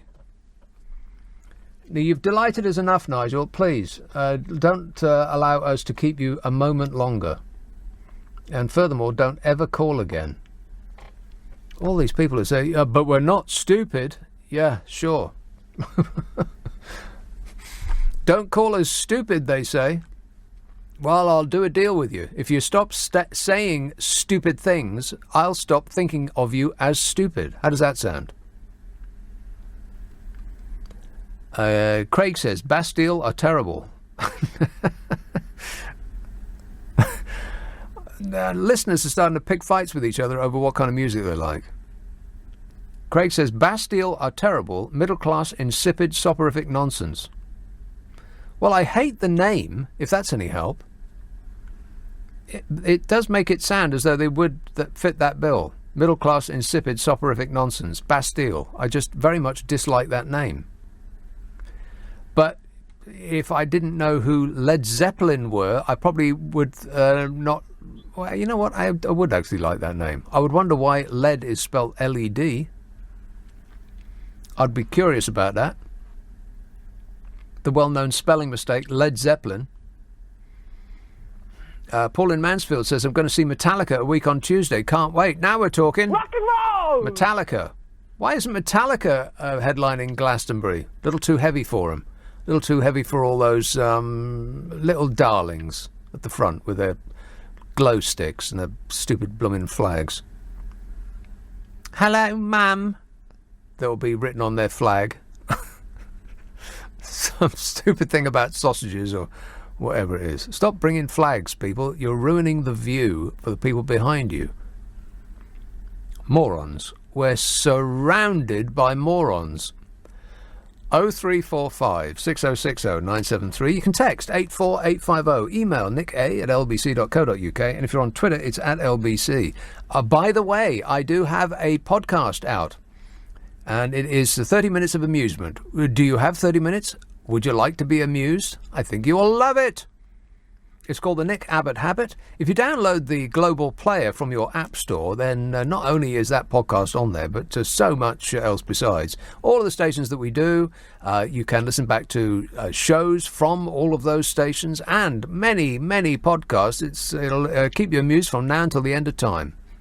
If you scroll down to the Global Podcasts section and then way over to the right, then you'll find my podcast there. It's called the Nick Abbott Habit. Or if you have an internet and you want to point your pewter at it, then do so. Ask for it by name. The Nick Abbott Habit. This is LBC. Cycling. Leading Britain's conversation. LBC with Nick Abbott. This guy is sick. There's something wrong with this guy. Thanks, Donny. You're the best. You're the best, worst president ever. And I really mean that. Ipswich. Hello, Gary. Hiya, Nick. How you doing? I am great, mate. Do you know, I swear Don't do it.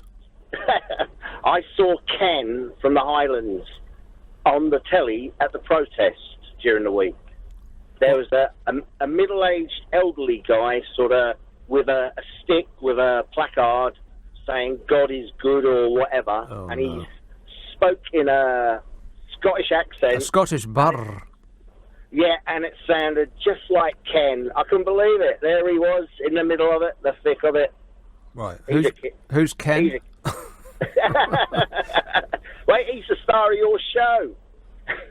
Oh, the fellow that says, "Have you heard the word of Jesus, Nick?" Yeah, that guy. That's the guy. Painful. You know all these people that went to go to Glastonbury and leave all their rubbish and tents and whatever? Yeah. I used to think these are the sort of people that cared about the world and the planet. No, they pretend that they do. They pretend to themselves that they do. And they were the ones that would be up in London protesting against Trump and climate change and extinction and now you're telling me they don't care. Well, they don't care if it causes an inconvenience. So. But in that regard, they're just like everybody else. So I'm totally disillusioned now. Yeah.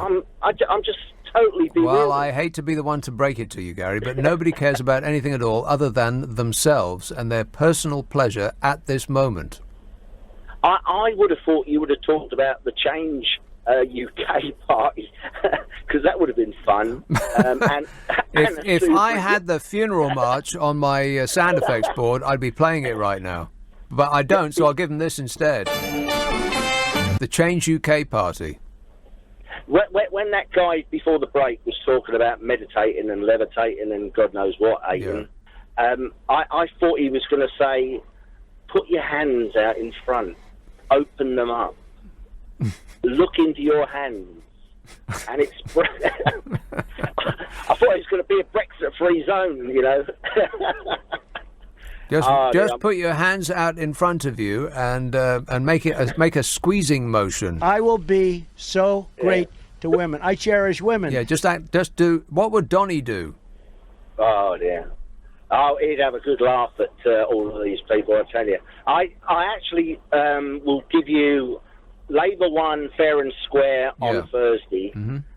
So why can't you accept that we won fair and square on the 23rd of June? Because there was nothing fair and square about it. It was a crooked referendum that was won by dark money that came from who knows where. Well, I wonder how much money Labour spent canvassing and doing the rounds on this. Well, it's completely irrelevant if they were within the rules. It's utterly irrelevant how much money they spend. Well, I reckon they must have busted a gut to get. Well, so did the Brexit Party bust a gut. Are you kidding? Like they weren't trying? They weren't expecting to win? Well, we only had a few weeks, didn't we? Oh, please. Nigel Farage has been at the tip-toppermost of the political discourse for years now. They didn't come out of nowhere. It's the Nigel Farage party. Well, what I don't understand is the EU want to investigate Nigel for taking supposedly money from Aaron Banks, and yet they probably wouldn't have investigated Peter Mandelson for taking money from Jeffrey Robinson. They probably wouldn't. They probably what does that mean? They probably wouldn't. Well, if Mandelson Here, was, Gary, I've got to go. You start getting into specifics like that, I have to leave. You do that on your show. You take the rap. They probably wouldn't have. I mean, that's a little bit desperate there, Gary. I hate to break it to you, but that just sounds a little desperate. Desperate to make a point. They probably wouldn't, shouldn't, oughta. Jane says, have I read this one? Nick, I saw George Ezra in Vienna 2 weeks ago, yeah. He was fab. Going to the Isle of Wight Festival starts Thursday with Wet, Wet, Wet. No, no, no. Who else is at the Isle of Wight Festival? I bet it's even worse than the Glastonbury Festival. Is The Who going to be there? No. Jimi Hendrix? Negative. Who's going to be at the Isle of Wight Festival, do we know? George Ezra. Oh, my God. He's following me around like a bad smell. Who else? Give me a list. Huh? We've got Noel Gallagher's High Flying Birds on the Friday night. Yeah, again. No, that's Noel Gallagher and Liam Gallagher. Yeah, they're so mad for it that they can't even be persuaded to show up for the same festival. The Sunday night headliner is Biffy Clyro. Wasn't he the villain out of Back to the Future? Pretty sure he was, yeah. Lily Allen is on the Friday. Oh, my God, you've got to be kidding me. Fatboy Slim's on Saturday. That's please. Fatboy Slim. That was one of the worst things I've ever seen in my life. By mistake, I went to an event in Hyde Park. I think I got a freebie. Or I must have got a freebie. There's no way I'd paid for this. And I wanted to go see, was it Underworld or Groove Armada? It was one of those acts. There's only three, isn't there? Chemical Brothers, Underworld and Groove Armada. Dance acts with a big show. But they were in a tent. And you just couldn't get in the tent. I mean, literally, you couldn't get even near the tent. The crowd was so huge. So that was a washout. And so I was forced to watch the headline act on the main stage, which was Fatboy Slim, which was a bloke playing records. There was no show. And he got the biggest crowd. You know what? I don't even think he was playing records. I think he wandered on stage and pressed go, pressed the big green button marked play, and then just spent the rest of the hour and a half just waving his arms in the air. That was just excruciating. Never seen anything worse in my life. Fatboy Slim. I mean, as a studio artist, cutting up other people's records, yeah, quite good. But as a stage act, abysmal. It didn't have one. With the money that they must have been spending on him as a stage act, I would have had the decency to, get some singers there, somebody live singing or buy a light, maybe a glow stick, or bring your own sparklers. Here it is, the Courtineers, Jerry Cinnamon, DMAs, this is people at the Isle of Wight, Wild Front, Rick Astley. Hey, everybody that's bought tickets for the Isle of Wight, you've all been Rick-rolled. It was just a joke. Bastille, again. Fatboy Slim, Richard Ashcroft. Okay. Jess Glynn, Madness. Well, you can't say anything bad about Madness. They had hit after hit after hit after hit after hit. They were a hit-making machine, and each and every one of them was catchier than the last. So I've got a lot of time for Madness. I didn't buy any of their records, mind, but, you didn't need to, because every 10 seconds they'd play it on the radio. Tom Walker, Bjorn again, Sub-Pacific, Andrew Roachford, Sigrid. These people that go with one name. You ain't Madonna. What's your second name? Ferris and Sylvester. That's not Sylvester as in You Make Me Feel Mighty Real, is it? No, I think he is still dead. He or she. Sundara Karma, Katie Tunstall, Electric Enemy, Jax Jones and Sigala. Well, there's about 20, 30 reasons not to go to the Isle of Wight. I'd stay away. 0345 60. In fact, I'm gonna. 0345. Are you going to a festival? I should go to the Isle of Wight. No, don't. Go to the Isle of Wight when all of those people have left. Be completely just as dull as going to that festival, but it will be uninfested with people. I think you'll find it much nicer. And take great caution when going on the ferry, by the way. Warning, warning! Because it's extremely dangerous. Not the crossing, it's the getting off part. I've been through this at great length before. And this tale is on one of my podcasts. Look it up. If you're thinking about going to the Isle of Wight, going on the ferry is a complete delight. It's the getting off part that I thought I was going to die. I really did. I don't get frightened particularly easily, but I actually thought I was going to die trying to get off that ferry, because everybody else goes by car and I was on foot. Which is also a big mistake, because they don't really do public transport on the Isle of Wight. They just don't seem to care about anybody that ain't got no money. So trying to get around by bus on the Isle of Wight, it's like, forget it. So I won't do that again. And getting off as a foot passenger off the ferry that I was on was, it was just terrible. But anyway, if you want to hear that story, then you'll have to look up one of my podcasts. It's called The Nick Abbott Habit and is available on internet near you. I'll hang on to some of these calls because there's only about a minute or so to the news, and I'll read some of these texts and emails. Won't that be exciting? No. Jim says, Nick, the people that go to Glastonbury do not care about the planet. It's just their weekend off. Well, it's like people who drive to a supermarket with cartons, like refill cartons, so that they don't, they cut down on their plastic. But they drive to the supermarket in a car that's as big as a tank. That's so big that you could get lost inside it. People could play hide and seek inside the 4x4 that they use to drive to the supermarket with their own cartons to save a tiny bit of plastic, like they're saving the planet. They like to think they are. They kid themselves that they're doing that. Meanwhile, they got two tanks, one in the driveway of each of their two homes, and they fly between the two of them. Yeah, good grief! Can you hear that? It's not soundproofed in here at all. That is shocking. Laura says, I saw Pink Floyd at Nebworth in 1975. Groovy. I don't feel the need to see any other band ever after that. It was music to last a lifetime. Yowza.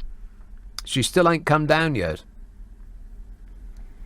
Nebworth in 1975. Wow. That would have been super duper fantastic. I didn't see them then, but I saw them many, many, many times after.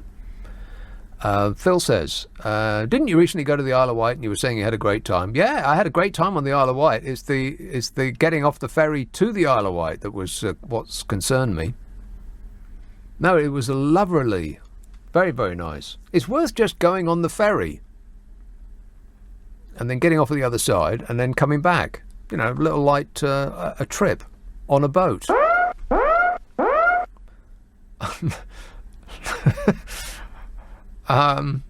Jen in Acton says, I have to disagree with you. Florence and the Machine are great. Well, how are you spelling great? G-R-E-A-T? No. He says, by the way, don't you think that Uncle Nige looks like Fozzie Bear? I'm a nutcase. Well, yeah. Well, he doesn't look like the Fonz. Maybe a little bit more like Fozzie Bear. Yeah, a little bit. Florence and the Machine. Ugh. I don't mean to be insulting when I say that, but, you know, ugh. 0345 6060 973. Text 84850. Email nick@lbc.co.uk.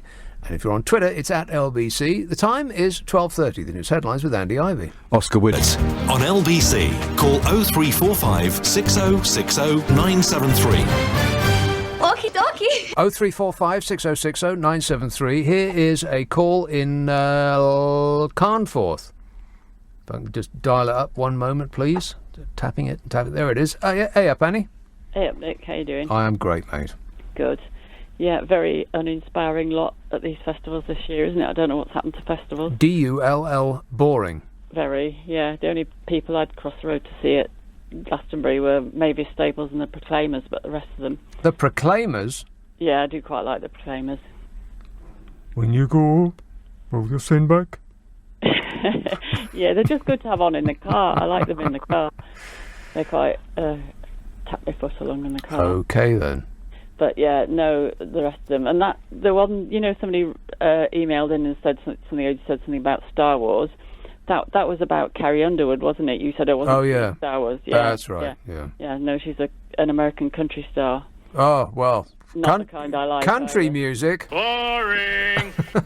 Well, British people are always very snooty about country music. Yeah, with good reason. No, I think it's because most British people don't know much about country music. It's a massive genre. It's like saying I don't like rock. I get it. Pop. Yeah, yeah, okay. But I do like some country music, but not Carrie Underwood. No, she's too poppy, and I don't like much that's coming out of Nashville at the moment at all. But anyway, that's her. But I rang you up about, actually. It was about the Brexit Party. I mean, this is what happened, wasn't it, after UKIP did really well, didn't they, was it 2014 in the EU elections? Yeah, they fizzled and popped, and that was it. Yeah, well, so they got loads of votes in that, didn't they? And then in the 2017 election, they were all really sure they were going to get, what's his name, the one with the cloth cap. Oh, God, what was his name? Paul Oh, yeah. One of those nuttles. Yes, one of those nutty nuttles. They really thought he was going to get in Stoke. And you think, well, you know, if you can't get in Stoke, really... Yeah, because it's a very Brexity. It's the opposite of New York. If you can't make it there, you can't make it anywhere. No, that's right. Yeah, and the same. Well, I think this is the same for Peterborough, isn't it? If you can't win there, because that was 60% leave voters. Yeah, practically couldn't get more Brexit-ish. No, you couldn't. And you know, I mean, with the big name of Nigel Farage, you know, and his party, possibly to do with the fact that the party hasn't got any policies. But I mean, even if they did have some policies, I mean, the UKIP party policies were pretty scary, weren't they? Things, you know, not things that most of the population would be keen on. Their policies are vote for me and everything will be great and tremendous and huge, just like Donny.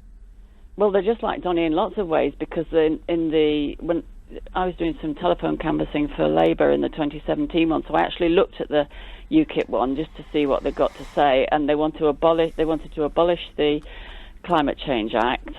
They were very pro-fracking, that there was something in it about let's get fracking. I thought, oh yeah, that'll go down well in Lancashire. and they were big into coal power. Yeah, tax cuts for millionaires, that sort of thing. The arguments that UKIP stands for aren't valid. Really? I don't think they'd be very popular if they actually had any policies. Not if they were like the UKIP ones. And Well, also, am I right in thinking that Nigel Farage came out, or some bod from the Brexit party said that we are not going to have a manifesto because people don't believe in manifestos. We're going to have a position. And I think their position amounts to vote for me. That's it. Yes, vote for us, Lord God, vote for we. Yeah, this notion that it's a brand new party and it's just come out of nowhere, and what an absolute sensation! And isn't it incredible? It's a tidal wave of change in British politics. No, it's not. It's Nigel Farage. Doesn't matter what he calls it. It could be Nigel Farage's UKIP or Nigel Farage's Brexit. Don't make no, never mind. It's Nigel Farage, and it's not. He's not new. There's nothing new about him. No, and it's not even particularly democratic. There's no National Executive Committee or anything, is there? It's basically just him going to dictate everything in it. And I don't know. I mean, if they couldn't do well there, I don't think they will do well in the next election. But there's nobody to compete with Nigel Farage as far as public recognition goes, apart from possibly Anne Widdecombe, as in Anne Widdecombe. Oh, she's just a disaster, isn't she? A walking disaster. But Nigel Farage, I mean, he's just he's a brand, really, isn't he? And if Brand Nigel can't do it in Peterborough, I really think can't do it anywhere. They've had their chips. You know, that I think they'll just. Best of luck at the general election. I'm a nutcase. I think, especially, I mean, if Brexit does happen anytime soon, then that will just be definitely it. They will definitely just disappear. But I think when it comes to general elections, people want a bit more than just Brexit. I know Brexit is really dominating things, but they do want other things as well. Almost everything. Because just think back before some dope asked us a stupid question. I think this is nonsense. Nobody was even thinking about Europe. It was not on people's to-do list at all. It wasn't in anybody's top 10 list to get out of the European Union. We hadn't even thought about it. We were thinking about all other things, like the NHS, like potholes in the road, like the police and crime and cycle lanes and all this other stuff that we were thinking about. Nobody thought about Europe at all because everything was just ticking along just fine. And then some chump asked us a stupid question and got a stupid answer. Yeah, not just ticking along just fine either. I mean, there's lots of people really fed up with the state of the NHS and the fact that it's virtually impossible to get social care and all these things that really need attending to, which nobody's taking any notice of whatsoever at the moment. Because it's the Brexit's just sucked all the air out of the room. It's just terrible. So I think when it comes to the next general election, people are going to have to think a bit more than I think they will think a bit more than just about Brexit. I know some people are completely obsessed with it, but I mean the only people that were obsessed with it before Cameron announced it were the Tory party themselves. They've always been obsessed with it for about the last 30 years. And Nigel Farage, of course, he's been banging on about it forevermore. Well, it's been a career. Yes. I mean, it really makes me laugh when he goes on about the elite and career politicians. I mean, he's the biggest career politician. Yeah. And he comes from a really elite background. He went to one of the most expensive private schools. His dad was a stockbroker. He used to work in the city. He's a city trader. Yeah. Yes. I mean, how much more elite, or how much, But whenever there's a camera around, he'll pose with a fag and a pint, a man, and he'll tell us about being a man of the people when he exits his private plane and steps into his chauffeur-driven limousine to be whisked to his £4 million home in Chelsea. Yeah, got more than one of them, hasn't he? I mean, more than one home. He has more than one home, yeah. Yes. Annie, I've got to go, but thanks for that. 0345 6060 973. But when you go, will you send back a letter from America? Please say that you will.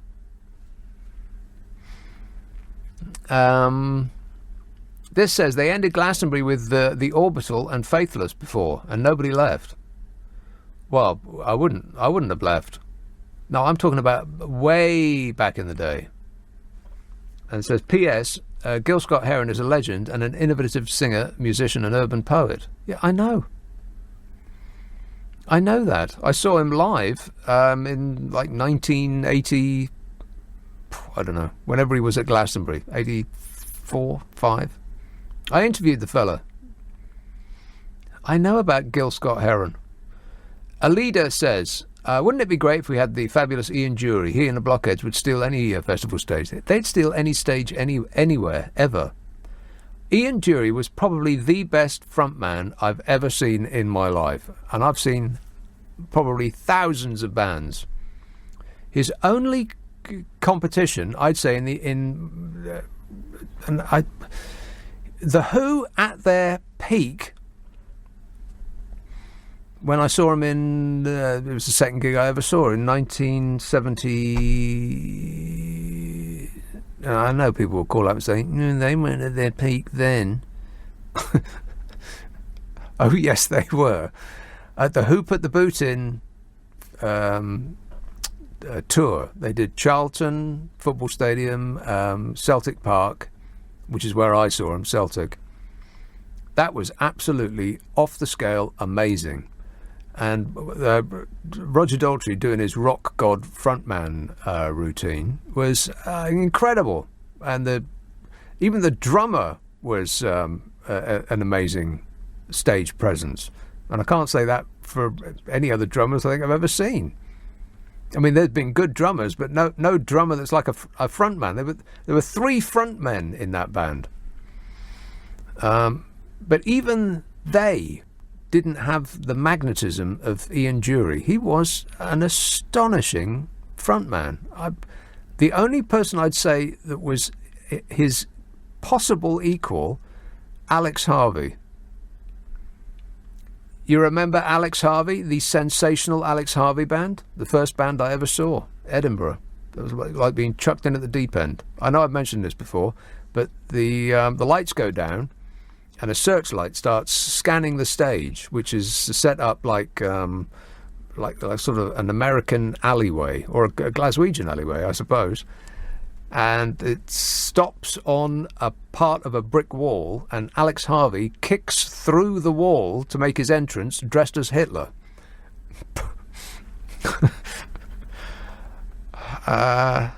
Angela says, we did the Isle of Wight Festival 3 times. We always used the fast jet ferry, though. Yeah, I don't like those things. Well, first of all, you're inside. You can't go outside, which ruins the whole point of taking a boat trip to me. I want to be outside and I want to enjoy it. Plus, the hovercraft is the only mode of transport since I was a child that I felt I was going to throw up on. Took the hovercraft from, I think, Dover to Calais. Call Dominic Raab and we'll explain where Dover and Calais is. I didn't think I was going to make it. I thought I'm definitely going to spray my lunch over absolutely everything and everyone on this vessel. It was awful. So, no, it's a no from me. But anyway, it says we used the fast jet. We never camped. We always stayed in B&Bs. Couldn't cope with camping and all that carry on. We did the same the 4 times that we've been to Glastonbury. Well, that's not taking part. That's not taking part. Went to B&Bs? What, with showers and everything? That's not rock and roll. Anyway, it says Rammstein in Milton Keynes in July for us, and then The Cure and the Foo Fighters in Glasgow in August. Makes up for us not getting tickets for Glasgow this year. 2016 Glastonbury was a tough one for us. The weather was bloomin' awful. Well, it's been bloomin' awful for ages. It's because they've got it on the wrong day. Nobody cares about the solstice. It's not a spiritual experience. They just want it to be warm. We just want warmth. Anne says, I think the good people of Peterborough didn't fancy voting for a Brexit party that doesn't have a manifesto and has a leader that wants privatisation of the NHS. Well, maybe. Maybe. 0345 6060 973. You can text 84850, email nick@lbc.co.uk, and if you're on Twitter, it's @LBC. Let me just take this moment to remind you about my podcast. If you've got 30 minutes and you wish to be amused, then it'll be right up your alley. If you have the Global Player, then you'll find it on there. If you don't have it, then you should. Download the app from your favourite app store. The Global Player has all of our stations, all of the podcasts. My podcast is in the Global Radio podcasts. Flip over to the right and you'll find it in there. If you don't do that, then you can point an internet at it. Ask for it by name, The Nick Abbott Habit. This is LBC with Nick Abbott. Call 0345 6060 973. Tweet at LBC. Text 84850. Come on, we're running late. Craig tweets, if you don't fancy the Isle of Wight, then feel free to come along to the Core Blimey Beach Ball. I'm sure you will find it much more your cup of tea. I will not. So I just looked them up. The Core Blimey Beach Ball. Scott Brown back-to-back with DJ Psy. Hey! Hixie back-to-back with Club Filler. Mark Breeze and MC Whizkid. And DJ Ham. Oh, he is my favourite. Or she. Sexist. Craig tweets... Oh, no, I've read that. John says Led Zeppelin were really... LED Zeppelin were originally called LEAD Zeppelin, but they dropped the A because they thought Americans would say it like lead Zeppelin. I don't know whether that's true or not. But wasn't it Keith Moon that named the band? He said, that'll go down like a Led Zeppelin. And boom, there it was. Rock and roll! Lucas texts, every time you say, I'll talk about that in a minute, it means you're going to leave us waiting and add it to your podcast. I know your game. Busted. Hey, a Busted going to be at Glastonbury? I wouldn't be surprised. Well, I don't do it deliberately, but I was going to talk about Donald Trump, and I was going to talk about amusing tales about Donald Trump at golf. I do have detailed files, but look at the time. I can't do that now. I might do it tomorrow, and if I don't do it tomorrow, then I'll stick it up the podcast. I can recommend it, by the way. If you've got 30 minutes and you wish to be amused, then it's what the podcast is essentially the best of this show, concentrated, amusing calls. Like I just take my favourite call of the night or favourite call of the weekend and add some extra bits, and it comes to half an hour of amusement. I think you will love it. Glasgow, hello, CJ. CJ. How you doing, Nick? I'm great, mate. Good man. I just turned the LBC on, and I just overheard a wee bit about speed and amphetamines and blah, blah, blah. Mm-hmm. Acid and all the rest of it. And then I heard you talking about the rubbish that's been released musically. Rubbish? Yeah, well, in 90s, 2000, and afterwards. It's been rubbish, is it not? Oh, wait a minute. From the 90s onwards, it's all been rubbish? Yeah. Well, name something that's good. If you think about Hawkwind and Motorhead and lyricist-wise, it's a lot more... there's a bit more intelligence involved there, is there not? Hawkwind? Well, I'm not sure about that. I remember Hawkwind used to play at it used to be Hunt the Hawkwind. They used to play at a tent at Glastonbury after hours, like really, really late, where everything else was shut down.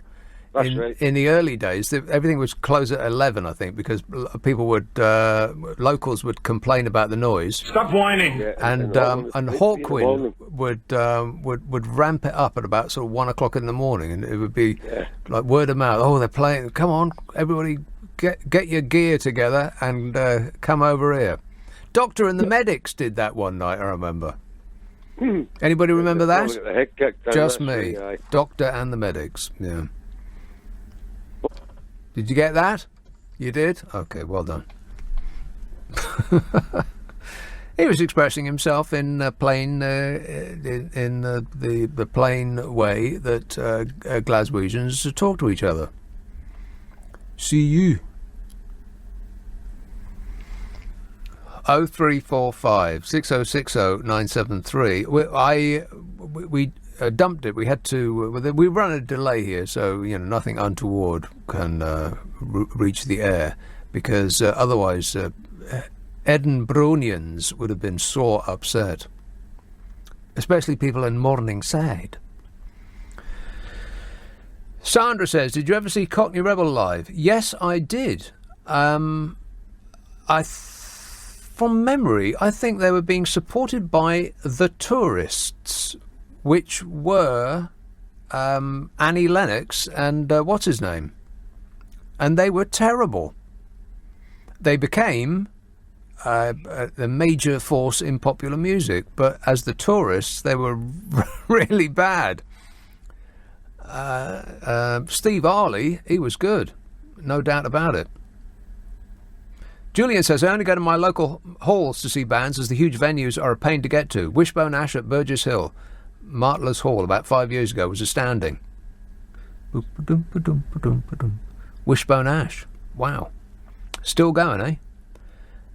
Nick, best 2 Alex Harvey songs of all, Tomorrow Belongs to Me and Delilah. Obviously both the cover versions. Is the wrong answer, Paul. But thanks for playing. Da-da-da-da-da. Framed is the best Alex Harvey song. Although I do like his version of Delilah. Fantastic. Seven Oaks. Hello, Mark. Hi there. Hello there. I'm wondering whether you think that Theresa May may well have brought people together over Brexit. Oh, my God. I can't believe that we haven't mentioned poor Mrs M on this show. She's going. Bye-bye. Well, in the EU elections, 65% of people voted for parties opposed to leaving without a deal, and 75% of people voted for parties who opposed leaving with a deal. And 90% of the 75% of the 63% that were above mentioned had no idea what they were voting for. Well, that means that 2/3 of people voted to pause Brexit, which is a big consensus. 2/3, that's almost 60%. Well, almost 70%, but never mind. But yeah, but that's your opinion, Mark. What, that it's nearer 70% than 60%? Yeah, I mean, there's no way to actually establish that in fact, but these are just opinions.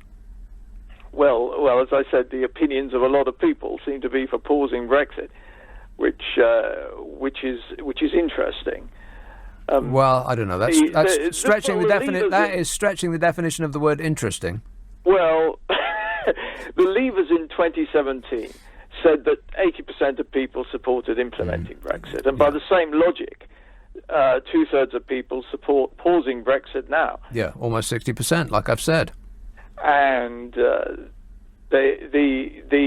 Leavers, they say that you shouldn't have another vote. Well, what percentage of them? Because you don't like the result. So Brexit, according to that, is paused, and they have to wait to the next general election before they do anything different. Yeah, at least 7 out of 10 people said that, which is approximately 50%. I think you'll find that's right.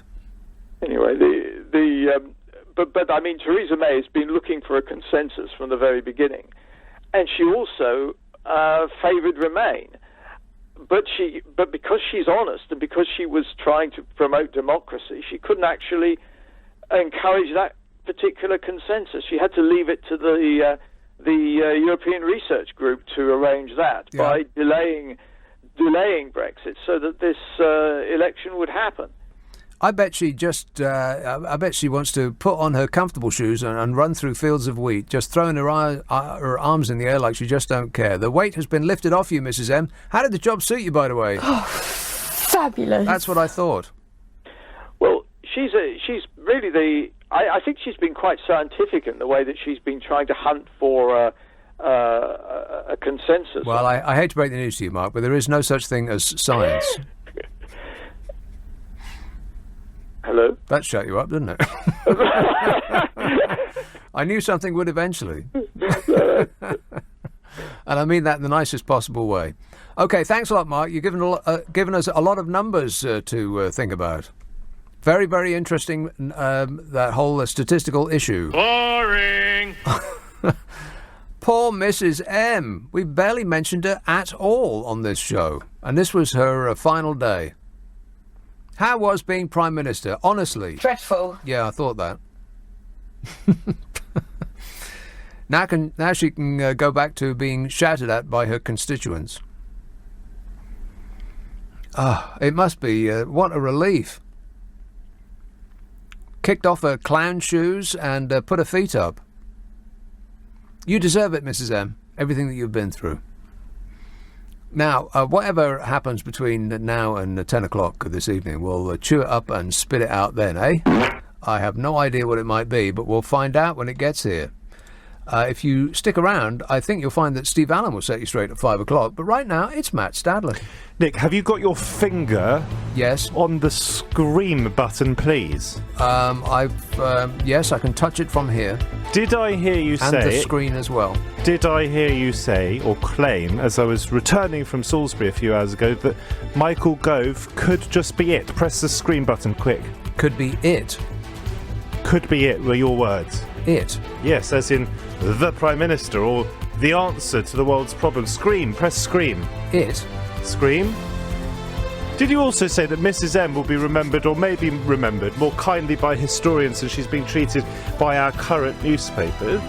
Nicholas, this is what David Cameron would have called nonsense. Right. Well, who cares what he thinks anymore?